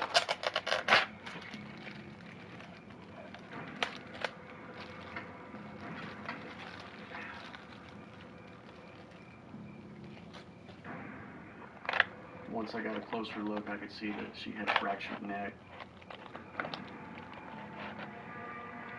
It appeared that she had died on impact. The next step is determining who the victims are. One of the priorities is to establish the identity of everyone involved as quickly as possible, and that's a law enforcement matter. They do ask us to assist them in locating items of identification, such as a driver's license. Ben searches the vehicle for clues. In the car, I saw a purse and went to retrieve that. It was a very confined space, so there wasn't a whole lot of room for me to access it. As he grabs the purse, he feels a strange jolt course through his body. The only way I can describe it is just a complete intrusive bombardment of emotion, and it was a combination of emotions, absolute desperation, horror, sadness, very strange emotions for me to feel. They didn't match my situation, and they certainly didn't feel like they were my own, which was extremely unsettling and very, very startling. He decides to take a closer look at the victim.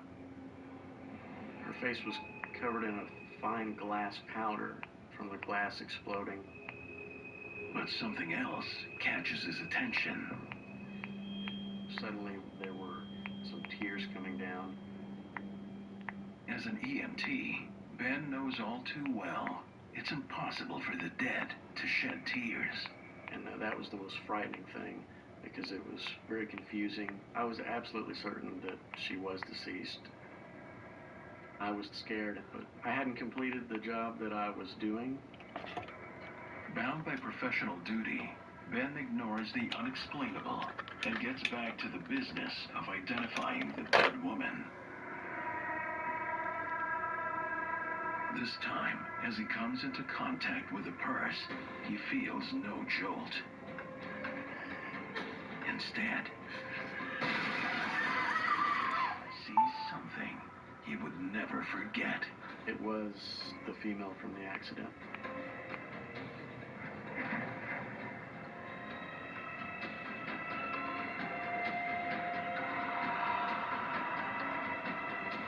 And suddenly, nothing.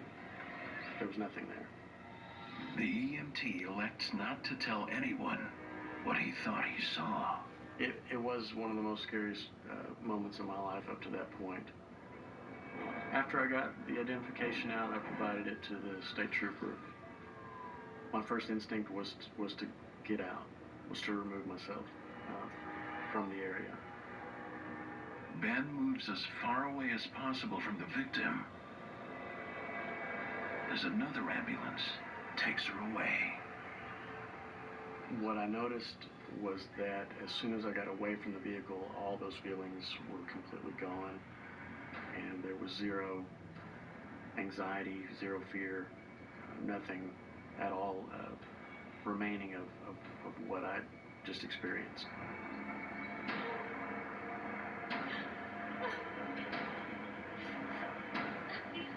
Suddenly, I felt her presence again.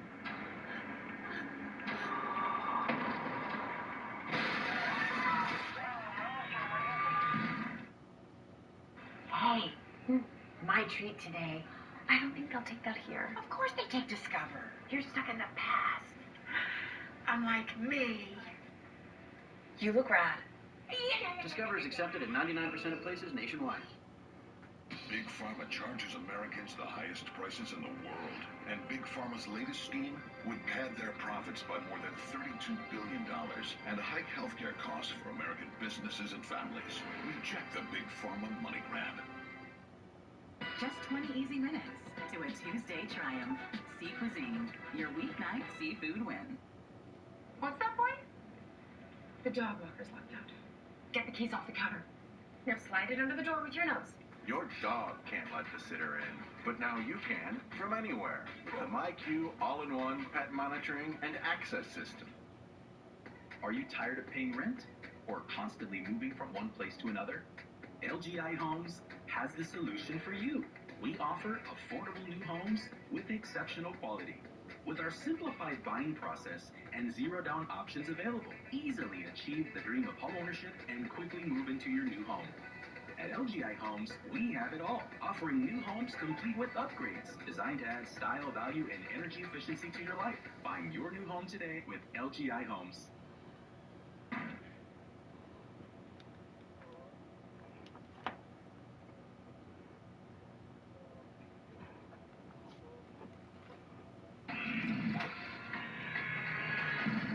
Unit 1356 responding. After racing to the site of a deadly accident, EMT Ben Chapman attempts to identify a dead female victim, only to witness her sudden and terrifying reappearance.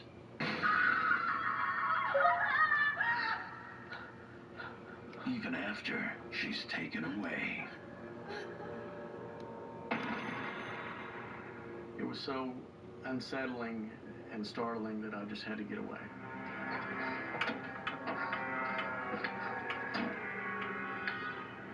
I had a little bit of some breathing trouble from being frightened, from being, almost ambushed. I had to get out right then. As a rookie, the EMT wonders if he let his imagination get the best of him. I was not understanding what was happening or what had happened.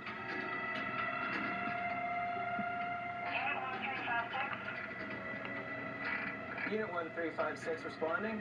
Accident on Highway 24 in Vine. Proceed at once. Fire is on the scene. All units proceed. We're on our way. Soon after, Ben and his partner are dispatched not far away to another motor vehicle accident.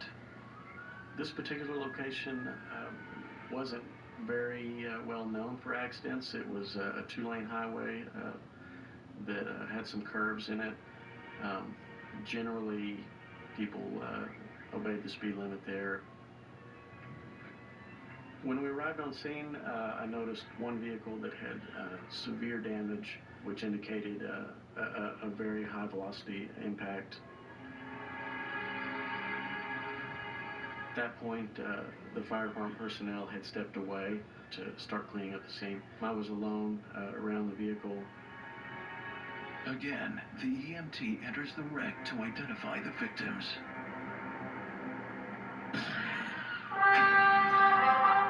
Suddenly, I felt her presence again, the female from the accident. A familiar dark feeling spreads through his body and mind. And the problem with it that I had is that it wasn't not my feelings. The EMT no longer feels like himself. It felt very much like someone had placed themselves inside my mind, my body, in a very unsettling way.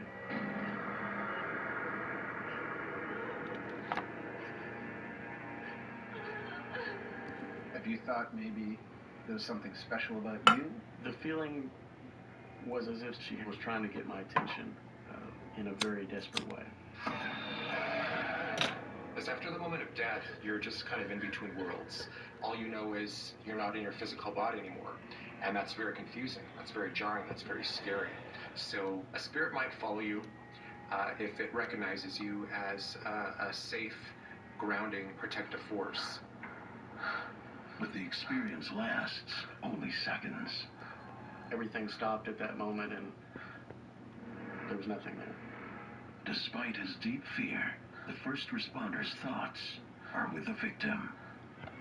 I was upset that, that she was even still there experiencing that.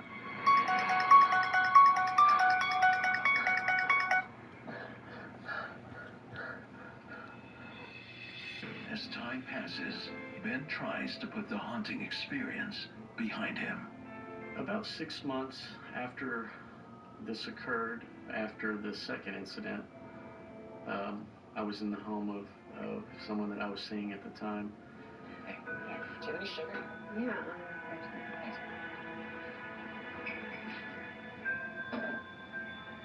And I noticed there was a picture of this female from the accident. How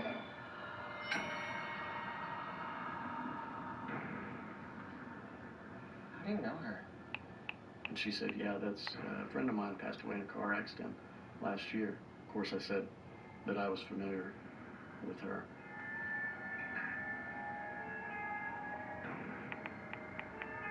When I saw the photo of her alive, it took me back to that day in a very, very specific way.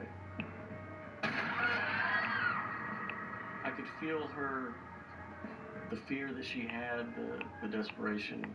The feeling was that she was trying to get my attention again. Ben begins to wonder what role he might be playing in the woman's life or afterlife. When a spirit is making itself known, part of us is pulled into that realm, part of our consciousness, our perception. We're able to see things when that body, when that spirit is in a state of transition. I still miss her sometimes. Come here. Come here.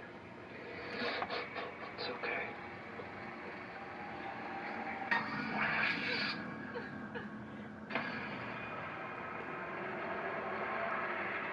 I'm gonna be okay. Much better.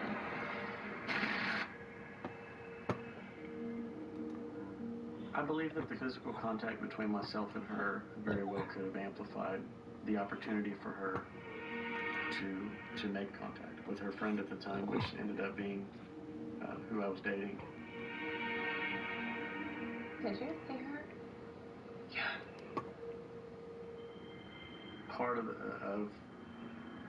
the story I don't often tell because it seems so cliche. It seems so unlikely and unreal, but literally that's exactly what happened.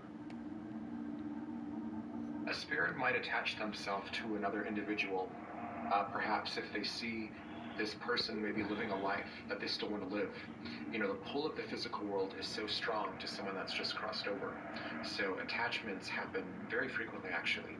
When people are killed in tragic events that are sudden, as if from a motor vehicle accident or any other accident. Just go past him. Go past him. Go.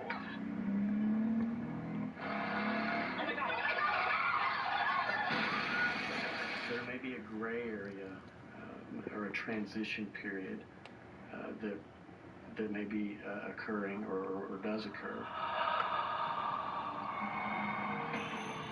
It's a fine line between respecting not only the people that have passed and also respecting that we don't understand it all and we don't have all the answers.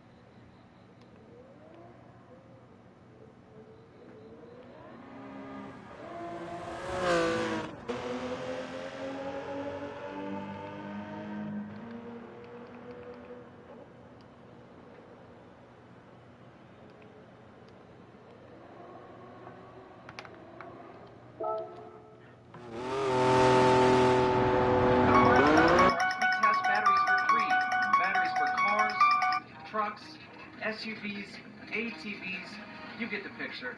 Just pull in and we can test your battery while it's still in your vehicle.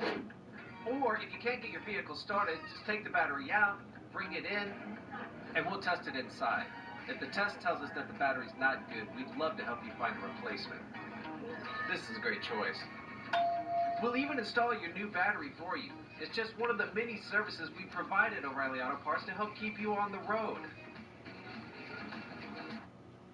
It's hard to really come to terms with dementia. It's so important to have the conversation with your doctor earlier.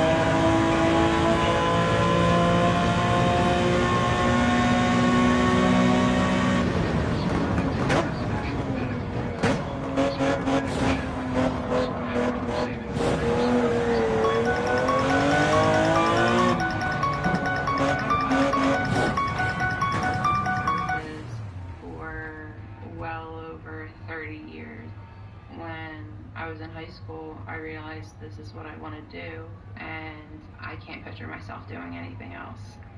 With no contact between the patient and the medical alert operator, Jen and her partner race to the scene, fearing the worst. When we respond to these types of calls, we treat it as a very serious matter because we don't know what we're going to find when we get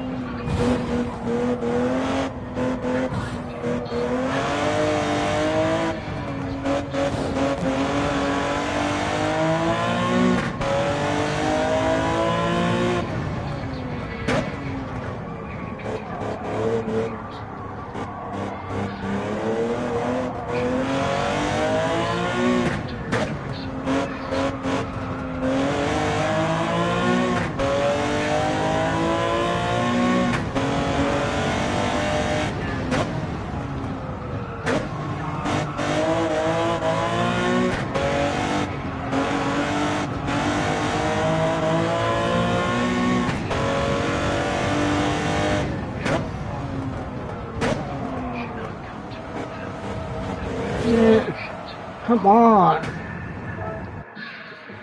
Had a good time going until it decided not to turn.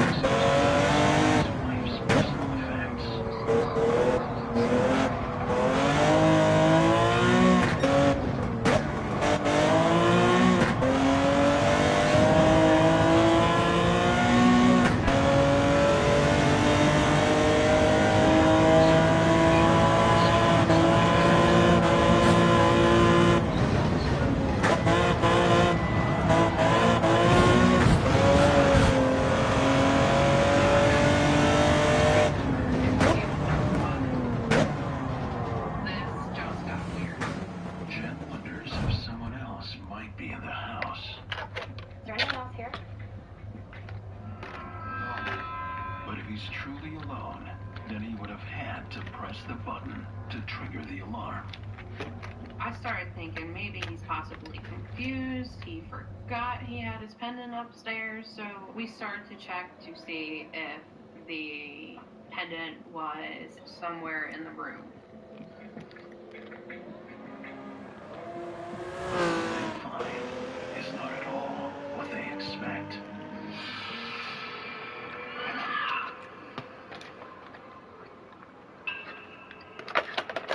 And that completely freaked us out.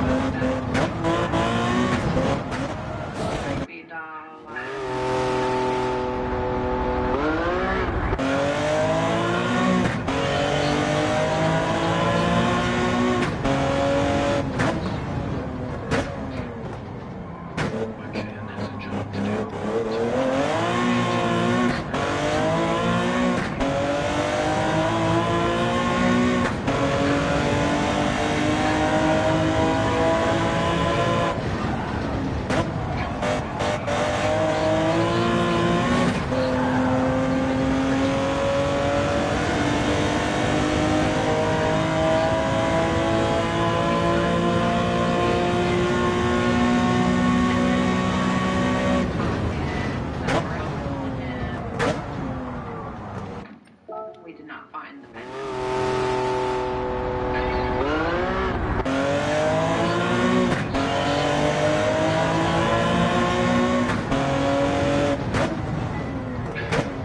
Decides to track down.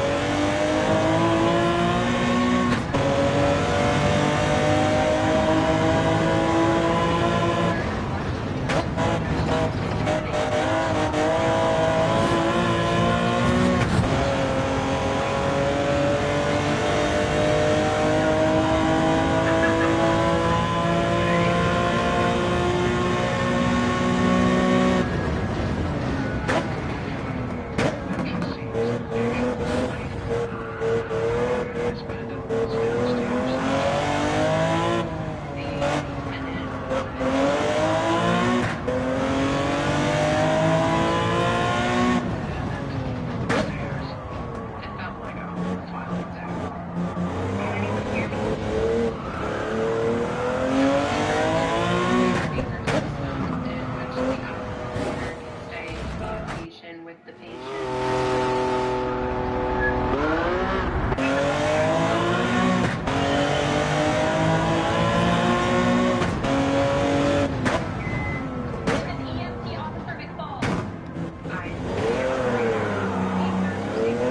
and we are taking care of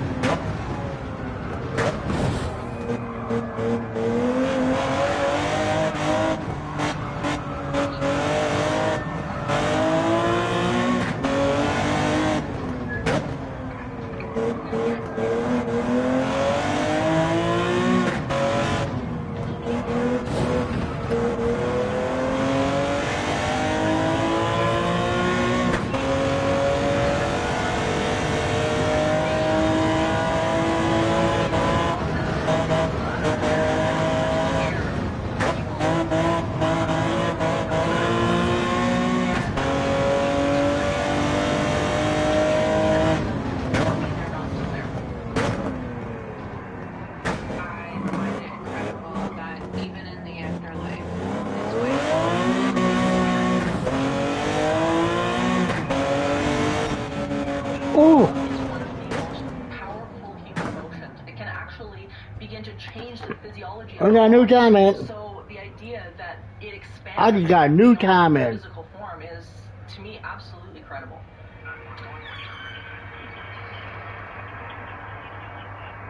This will be a story that I will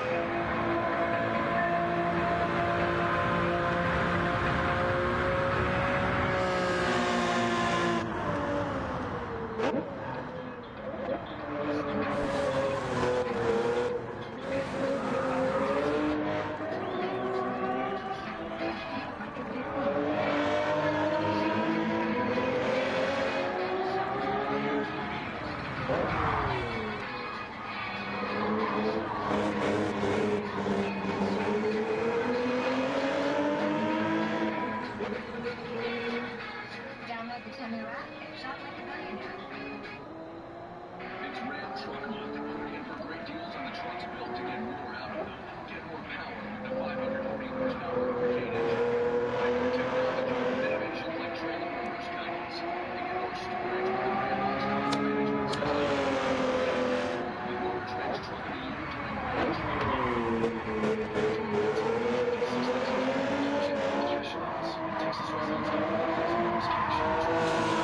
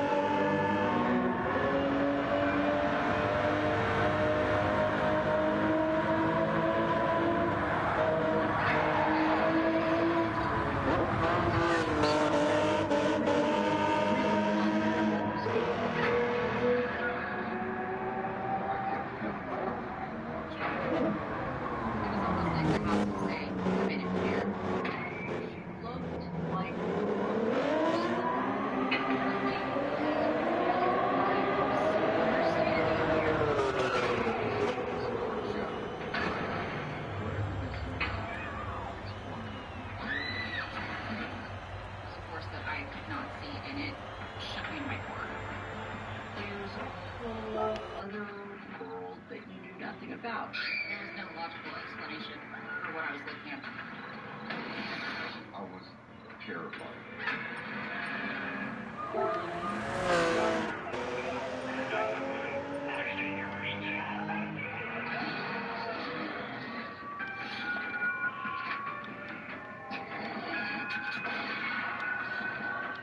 Dropped a like. Thank you, Steven. Oh, Steven, I got good news.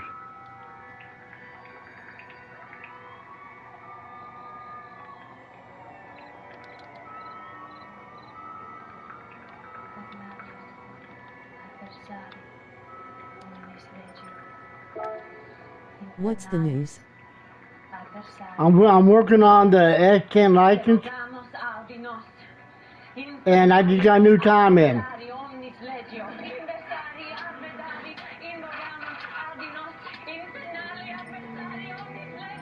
If anyone want leave a like or sub or donation, it be appreciating and thank you.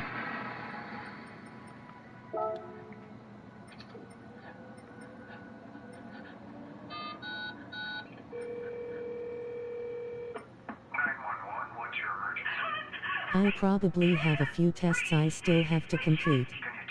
http://paypal.me/charlesbinghan486. Well, in my case, I got more than a few. https://capp/$superbeast-1905. When I decided to become an EMT, I had been out of college for about a year. What it is that appealed to me about the medical field is helping those that can't help themselves. As a new recruit, Courtney gets the shifts no one else wants.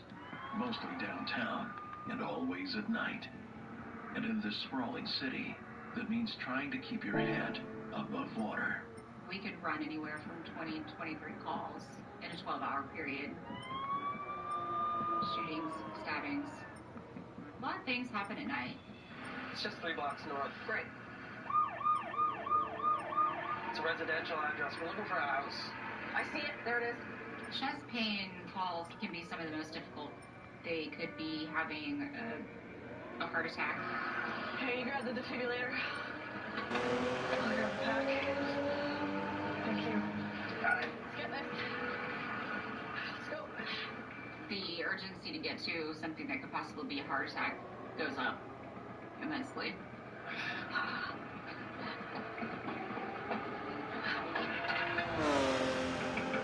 Hello? It's open. Hello? Hello, paramedic? Paramedics here. Responding to a 911 call. Hello? Hello? No sooner inside, Courtney feels a strange wave of emotions wash over her. My heart just kind of sunk into my feet. Hello? There was something very off about this house. Here we go. Ma'am? So strong is the feeling, Courtney is unable to move any further. It was the most foreboding feeling I'd had. It was almost like the house was saying, come in if you dare. Courtney, she's weak. I'm hardly feeling anything here. I'm gonna plug in.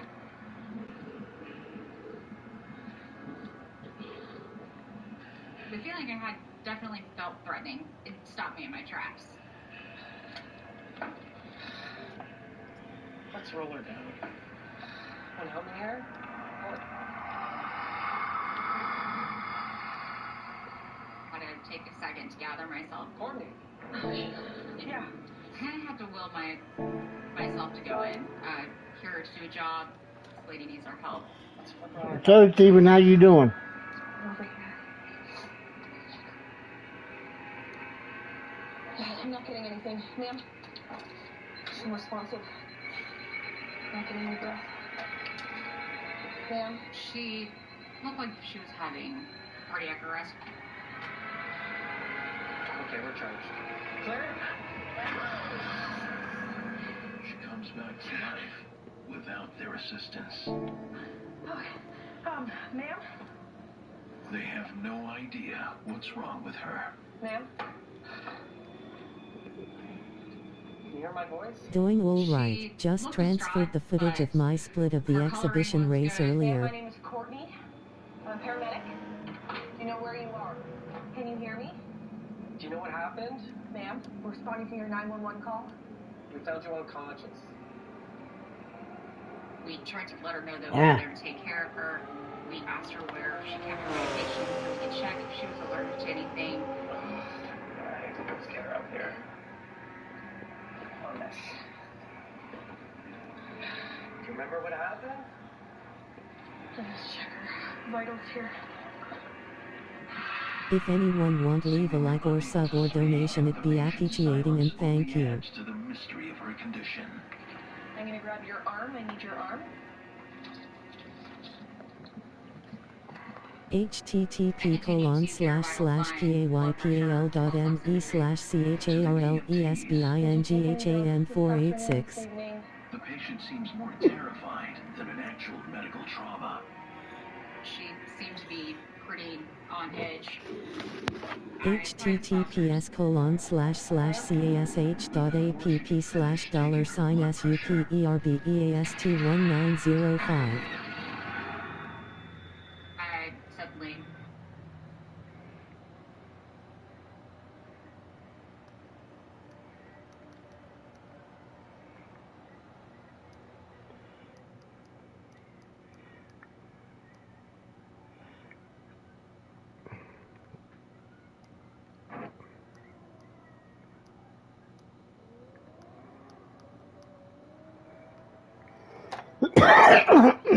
I'm done spending an obscene amount of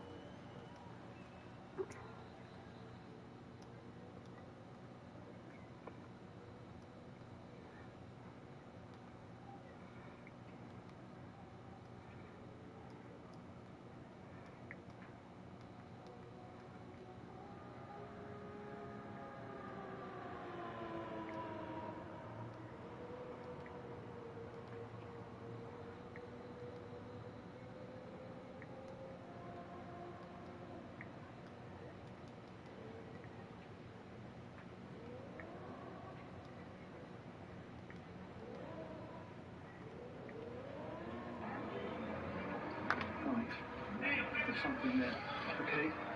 From unknown crawling beasts and spider-like creatures to headless men and skinwalkers hiding in the dark, here are the most disturbing trail cam captures that no one was supposed to see.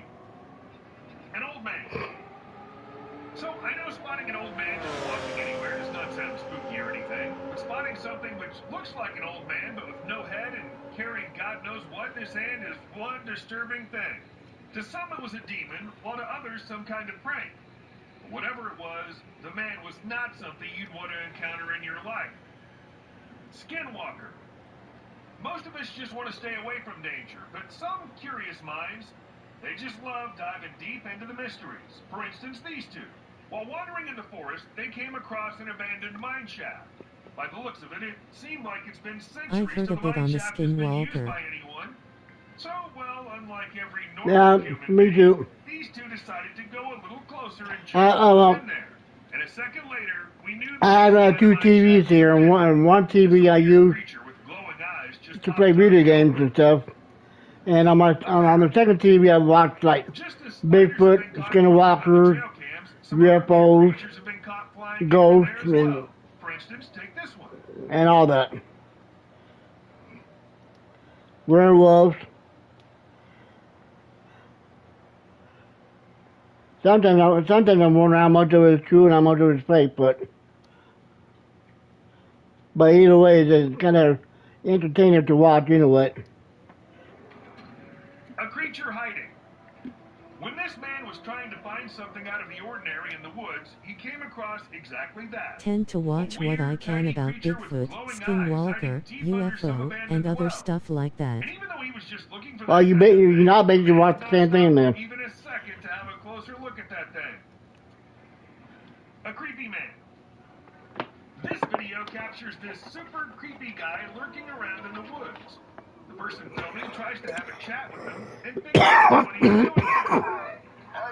How you doing? But he doesn't say a single word. Instead, he just makes these spine-chilling noises that'll totally creep you out. After a moment, the man begins crawling out of the woods in the most bizarre manner, and that's when the person filming becomes spooked and decides to leave the area. A demon. So there's this video of these guys who went for a night walk in the woods. They had a flashlight, but it was still hella dark. As they were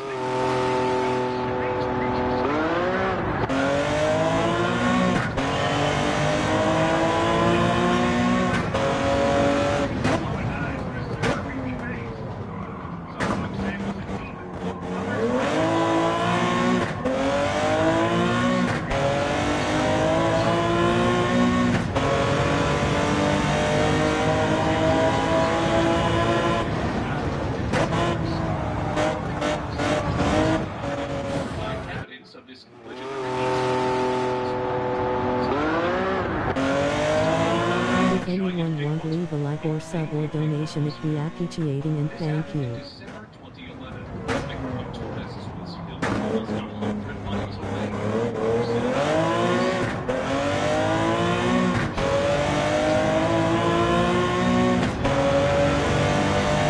http://paypal.me/charlesbingham486.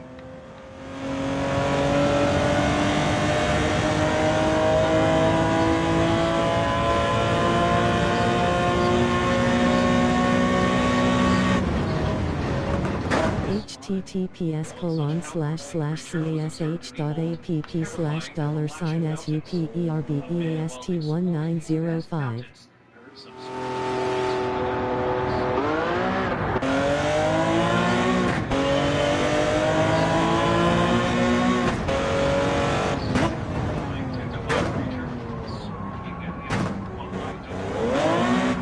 On a closer look, the creature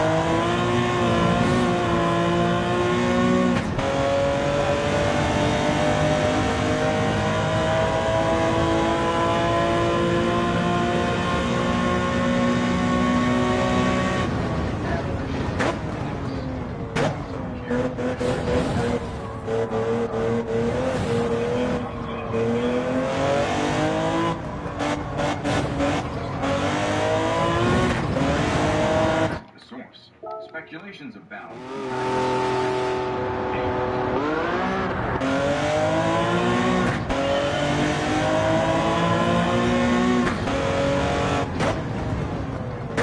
Most people thought it was just another alligator. This unusual-looking predator.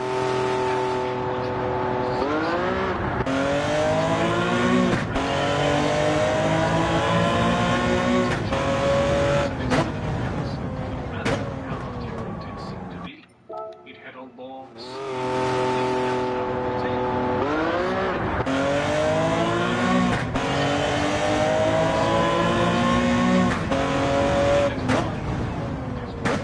somehow this strange gator-like animal was able to run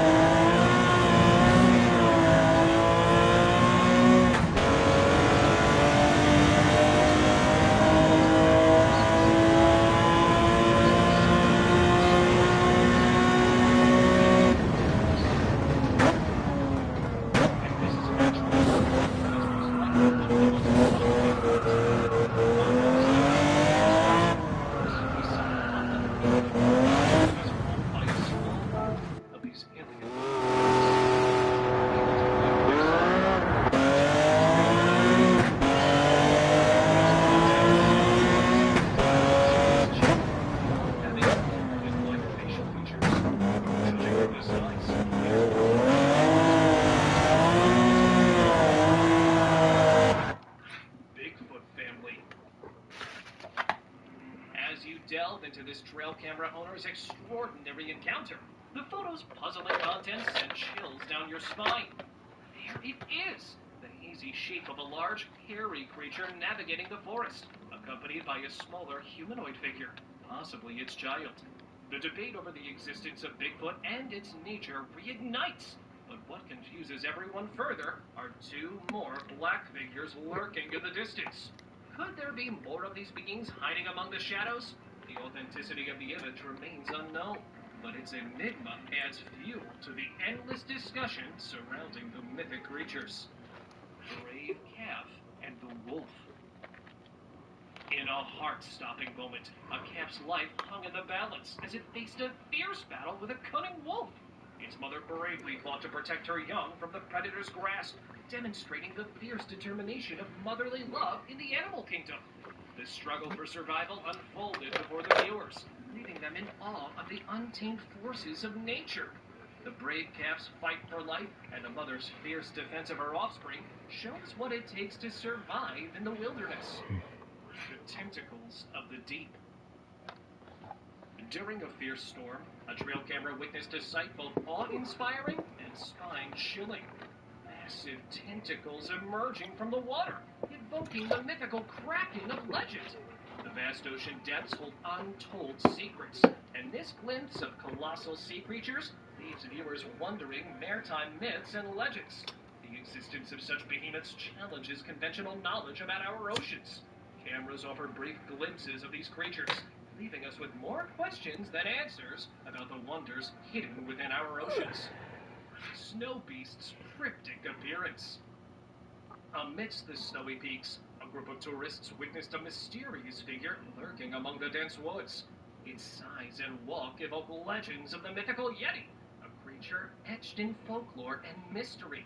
The sight of this mysterious being leaves the tourists awestruck and wondering the mysteries that the wilderness holds.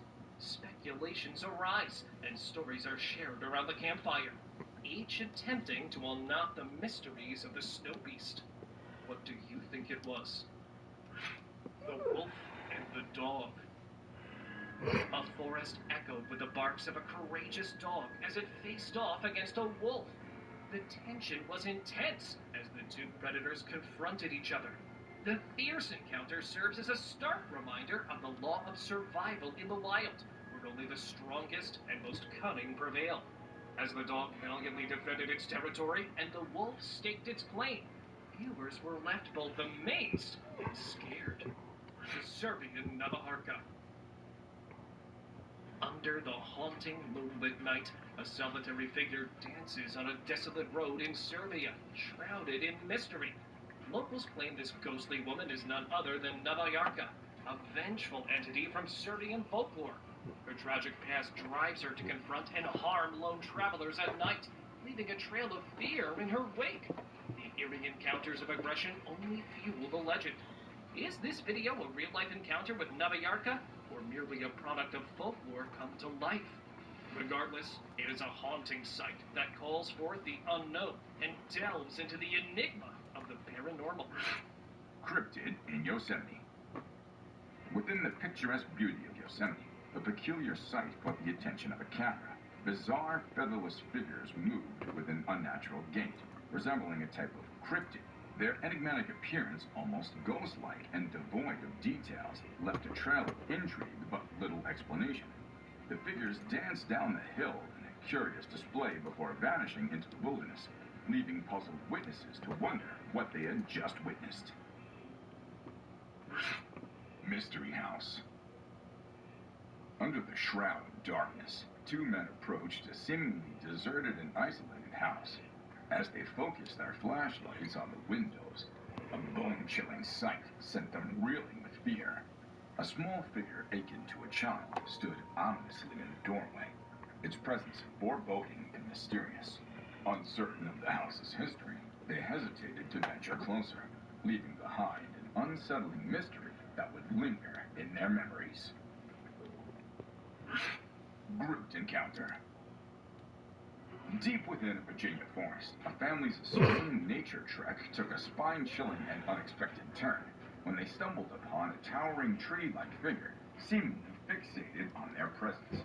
An inexplicable feeling of being followed engulfed them, heightening their suspicions about this living tree. However, their bewilderment only deepened when they found no traces of footsteps left behind, leaving them to wonder if they had encountered a mere forest oddity or an unearthly entity that had come to life. Ghostly reflection and unfazed encounters. In the comfort of her home, a woman's tranquility was shattered when her dog sensed an eerie presence lurking in the shadows. The brief appearance of an apparition sent shivers down her spine, leaving her in awe and disbelief. The enigmatic figure appeared for mere seconds before vanishing, leaving a lingering mystery in its wake. Was it a hoax? Or was it a genuine and unsettling encounter with the unexplained? The ghostly glowing eyes. On the hauntingly silent night of October 22, 2016, an unsuspecting gentleman returned home after a night out. Suddenly, he got curious and instinctively reached for his trusty camera. Compelled to investigate this unnatural calm, stepping out into the chilling air, he couldn't fathom the shocking sight that would greet him. Not a harmless possum or a friendly neighbor's pet. Instead, his lens captured a puzzling creature with ethereal glowing eyes. Rumors and whispers spread like wildfire, dubbing the entity the Bush Crawler, a mysterious entity now seared into his memory forever. Airplane parts. In Bloomfield, Colorado, a peaceful Saturday afternoon was disrupted by the sudden explosion of United Airlines flight. The right engine of Flight 328, traveling from Denver to Honolulu with 231 passengers and 10 crew members, malfunctioned, causing parts of the aircraft to rain down from the sky and scatter across parks, lawns, and rooftops. Despite the widespread debris, no one was injured as the flight safely landed. One lucky resident even had a front row seat to the action as a massive plane part landed on their lawn, while another resident's truck was smashed by an engine intake cable that fell from the sky. The residents of Bloomfield may never forget that fateful day. A dust devil. In this fascinating video, a dust storm can be seen swirling from the sky to the ground, resembling a thin tornado. The people capturing the moment seem captivated by this uncommon and mesmerizing sight. The rolling clouds of dust and debris can be seen rapidly descending to the earth, creating a one-of-a-kind spectacle for viewers. The rarity of this natural phenomenon only adds to the awe-inspiring beauty of this incredible moment captured on camera. Giant snowflakes. In a November blizzard, a man ventured outside his home to capture the unique sight of a storm of thousands of large snowflakes.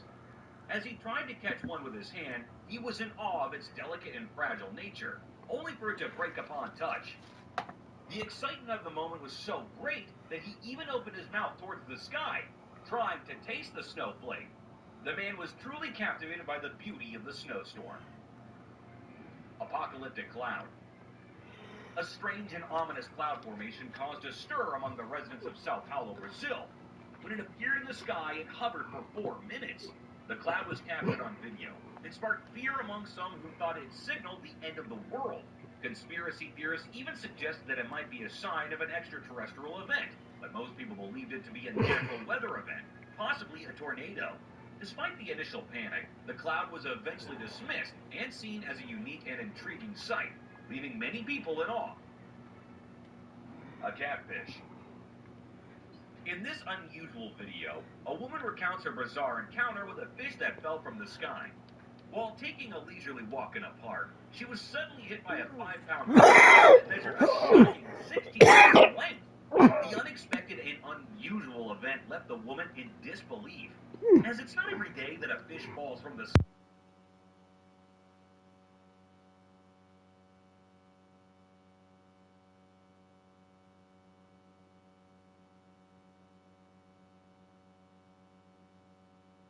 Some even climbed up on roofs for a better shot at the cache. It was like a scene straight out of a movie, but it was all real. Just imagine being out for a stroll and suddenly money is falling from the sky. Talk about a lucky day. This unexpected windfall had everyone in this neighborhood feeling like they hit the jackpot. A fallen dragon. You won't believe what people in Tibet witnessed recently. They saw a dragon fall from the sky. Yes, you heard that right. A dragon. It was lying lifeless on the ground with no signs of injury. People were shocked to see the claws, scales, pointy teeth, and the whole dragon in reality. While some people believe it to be real, others are skeptical about its authenticity. The video of the fallen dragon is going viral, leaving everyone wondering, was it a hoax or was it real? Nobody knows. A creepy girl. Back in 2013, there was this video that spread like wildfire online. It showed a lone girl dressed in white walking around a cemetery while some men recorded her. The video lasted about 4 minutes and the girl...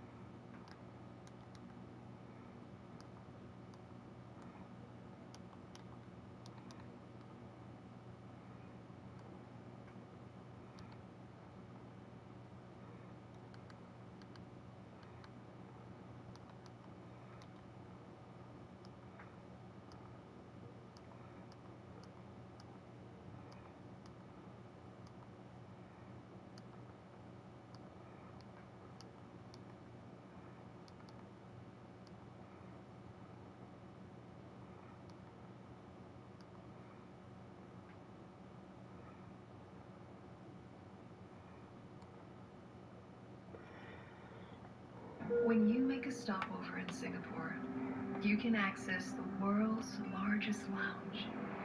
The country. All right, Tom, your thoughts?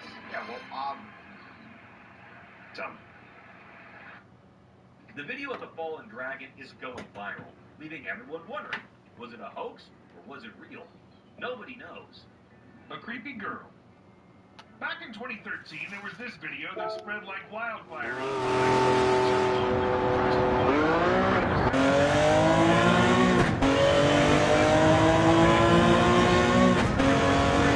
stopping by different graves. Was she? She happened to be aroused. These and countless other questions were thrown around, but none had any answers.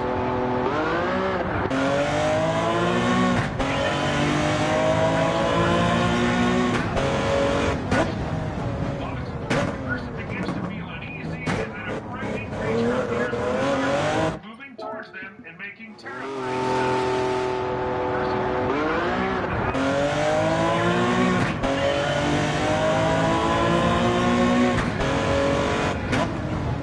Although we don't know what the creature was, it's obvious that the abandoned house is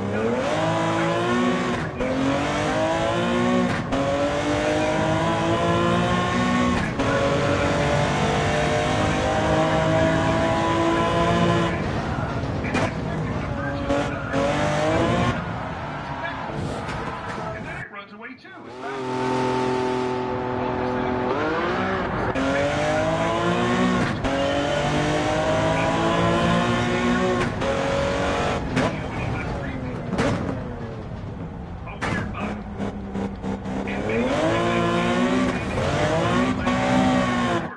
She immediately called the authorities.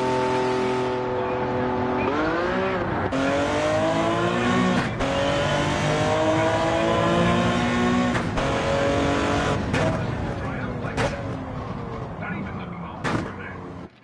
Bigfoot encounter.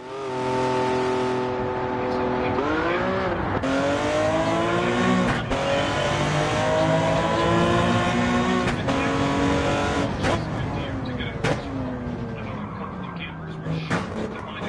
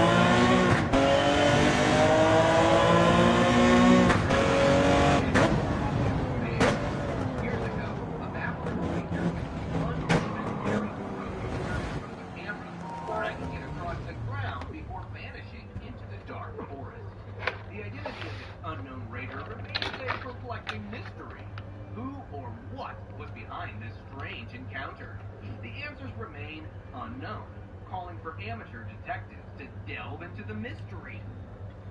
Mysterious alien in woods.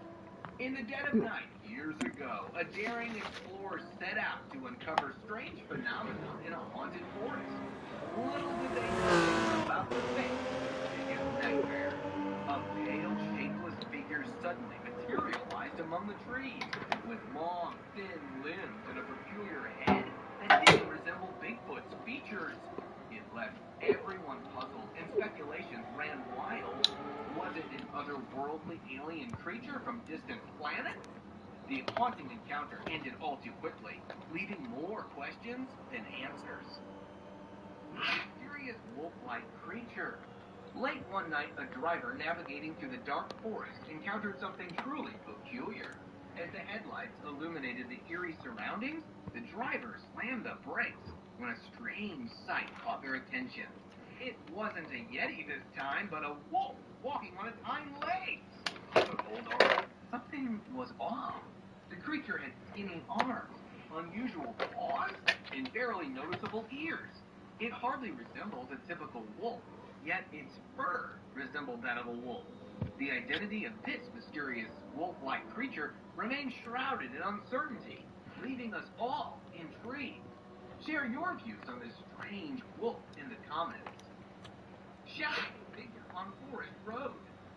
Driving along a bumpy forest road, a man's car suddenly halted in its tracks. The driver tried to figure out a way out of the forest, but something caught his eye. A shadowy figure swiftly crossing the road. The creature's bushy body and towering height matched the description of the legendary Bigfoot. The sight triggered intense speculation, but upon closer inspection, it turned out to be nothing more than a shadow. Despite the debunking, people remain determined to unravel the truth about these alleged Bigfoot sightings, scouring the forest for answers. Creepy Crawler's daytime stroll. In broad daylight, a strange and creepy figure was spotted strolling in the field. The bizarre dark entity, however, remained vague, keeping its face hidden from the watchful lens. As days passed, more footage emerged, this time capturing the shadowy creature invading a backyard. The chilling features of the crawler were now revealed, sending shivers down the spines of those who witnessed the videos. Speculation ran wild about the creature's identity, but its true nature remained a mystery. Could the same creepy crawler be the sightings? In Brazil, one fateful night, a man claimed to have experienced a spine-chilling encounter with a werewolf. Unlike the common myth of full moon transformations, this horrific beast emerged unexplained.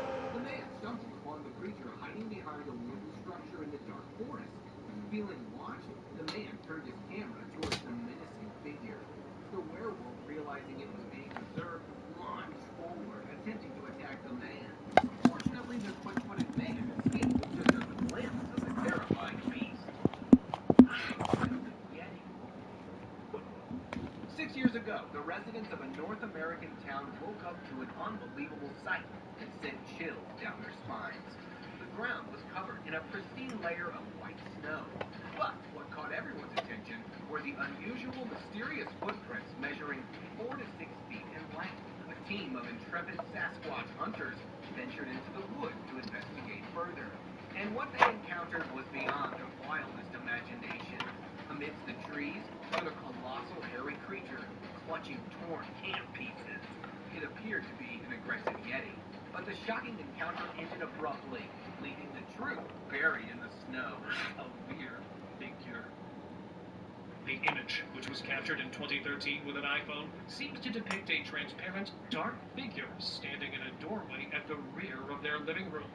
You may see the hazy outline of a person standing there if you zoom in. It has been slightly lightened here. The user who gave this supposed apparition the moniker Fred, after the character from the film Drop Dead Fred, claims to have been haunted since moving into the residence back in 2000. The OP discusses in detail how they initially chalked up their paranormal experiences to being nervous about moving into a new house when they were 5 years old. The user continues, however, that these encounters increased in frequency and tangibleness over time, with Fred showing up both in the user's head occasionally making himself physically known to others. Isn't that creepy, guys? That's why we warned you beforehand. Creepy clowns. In 2016, the world was swept up by a wave of spooky clown sightings, giving people good reason to be alarmed if they're terrified of clowns. However, reports of sightings in the United States began much earlier than this in 2014.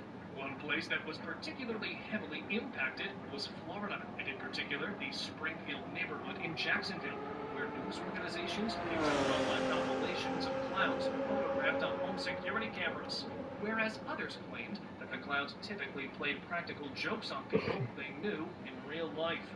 It's tough to say for sure whether they were simply Halloween pranksters, or if there was anything far more sinister, since we don't actually know the identity of the majority of them.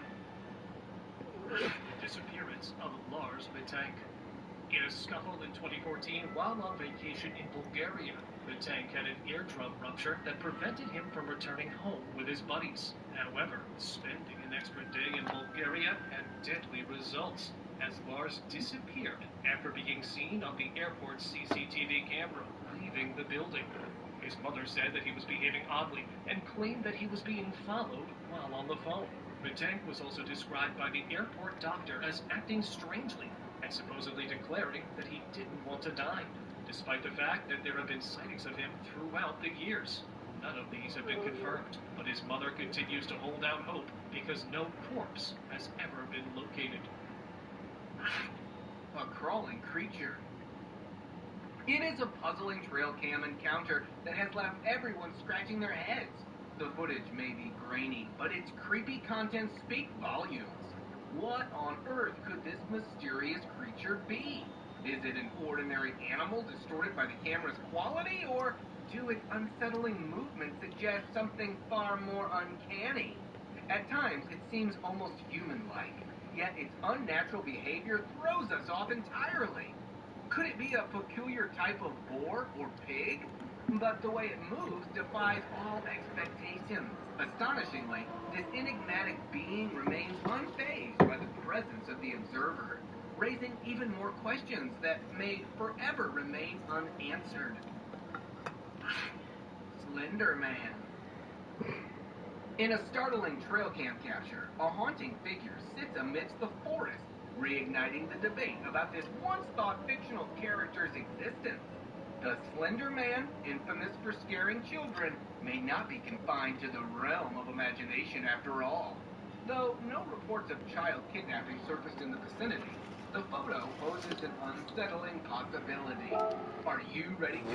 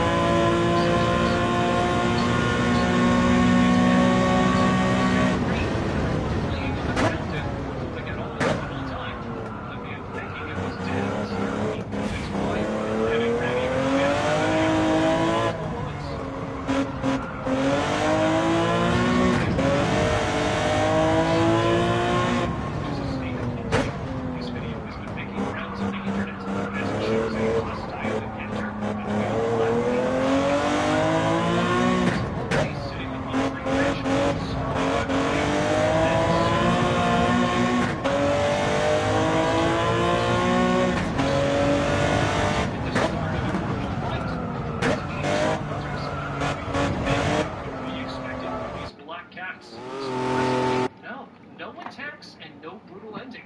But the black cat returned to the ground without a fight. Giant moose.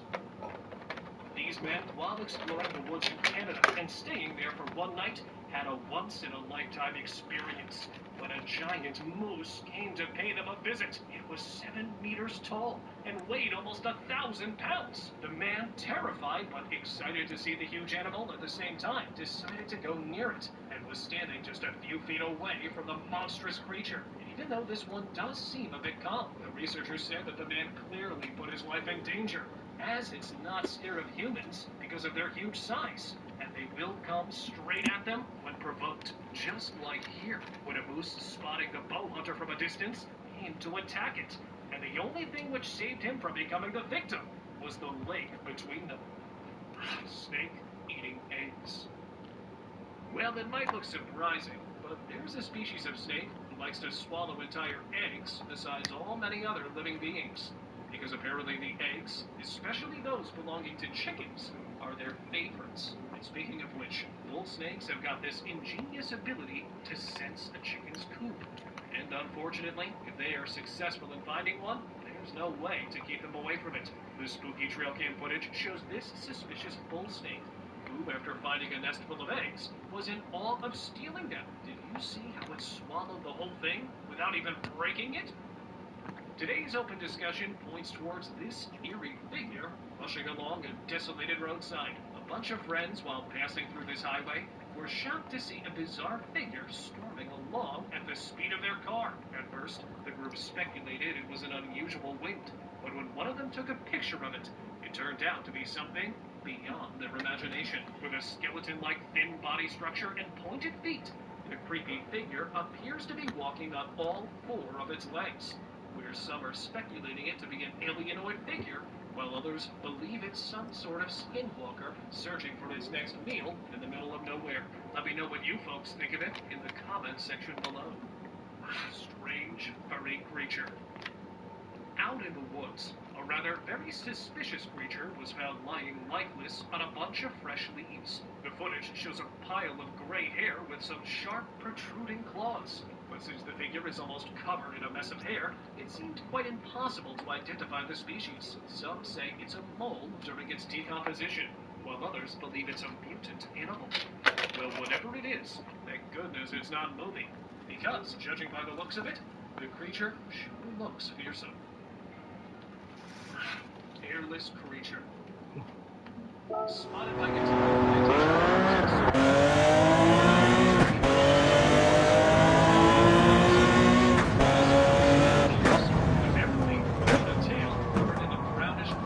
skin, and with appearance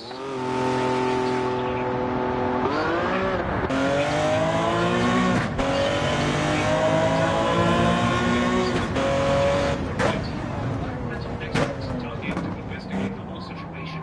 It turned out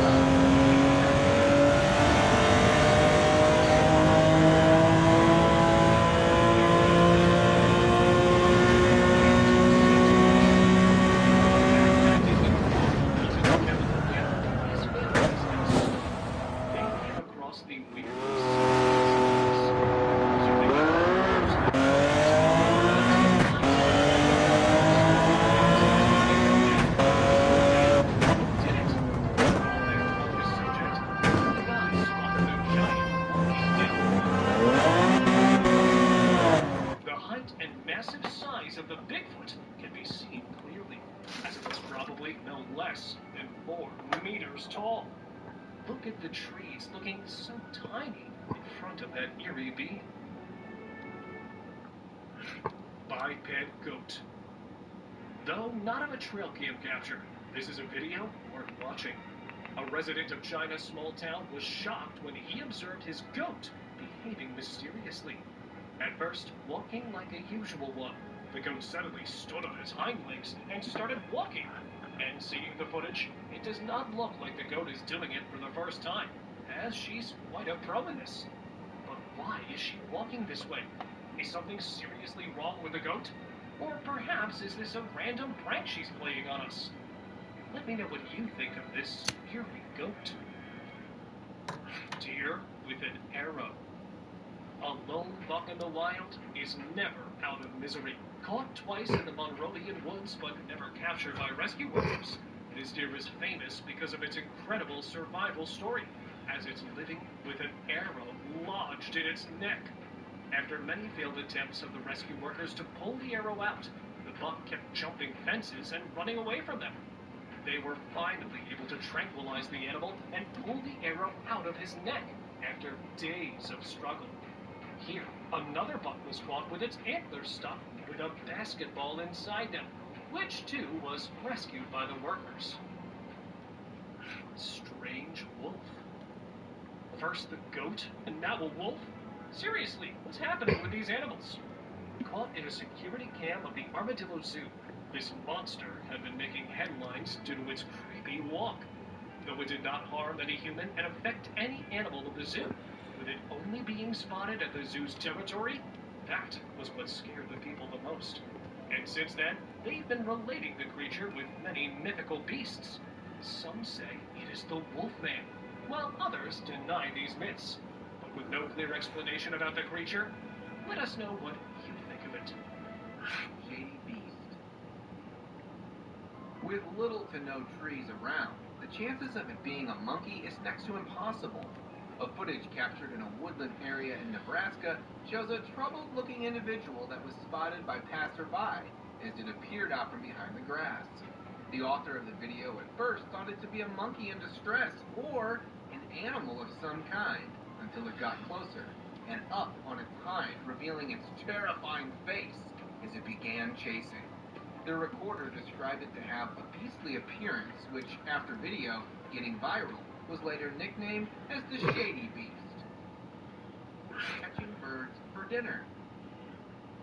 A simple fact that gorillas are not known to hunt birds is enough to say that this isn't something normal.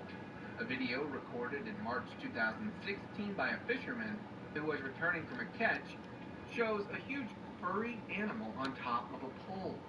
This furry animal was attempting to catch seagulls flying nearby. Upon capturing one of them, it started bashing the seagull aggressively on the pole, presenting its incredible strength, and started eating minutes later. As it was able to climb tall, narrow poles easily, many speculated that it could be a gorilla, but honestly, it seems like a really hungry Bigfoot. Groot-like creature. If Groot has an evil twin, this probably has to be it. A Virginia family of 3 went out for trekking in the nearby forest where they noticed a tall, dark man-like tree that also happened to be staring at them. The parents commented that they felt like being followed by an unknown stalker hours after entering the forest. Coincidentally, they happened to notice the same tree, despite moving for several hours, which raised their suspicion. Interestingly, the tree creature didn't seem to have any footsteps left behind and remained stationary until it was seen moving slowly. Could it be that a tree somehow came to life, or is it an outer earth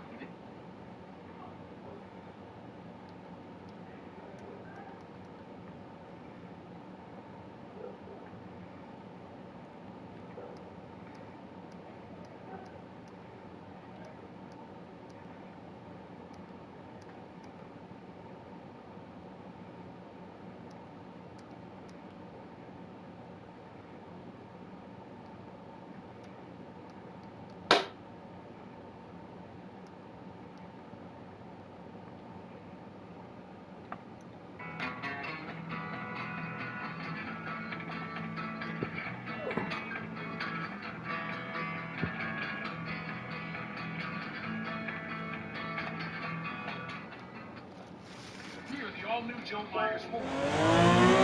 Invested in all-new state-of-the-art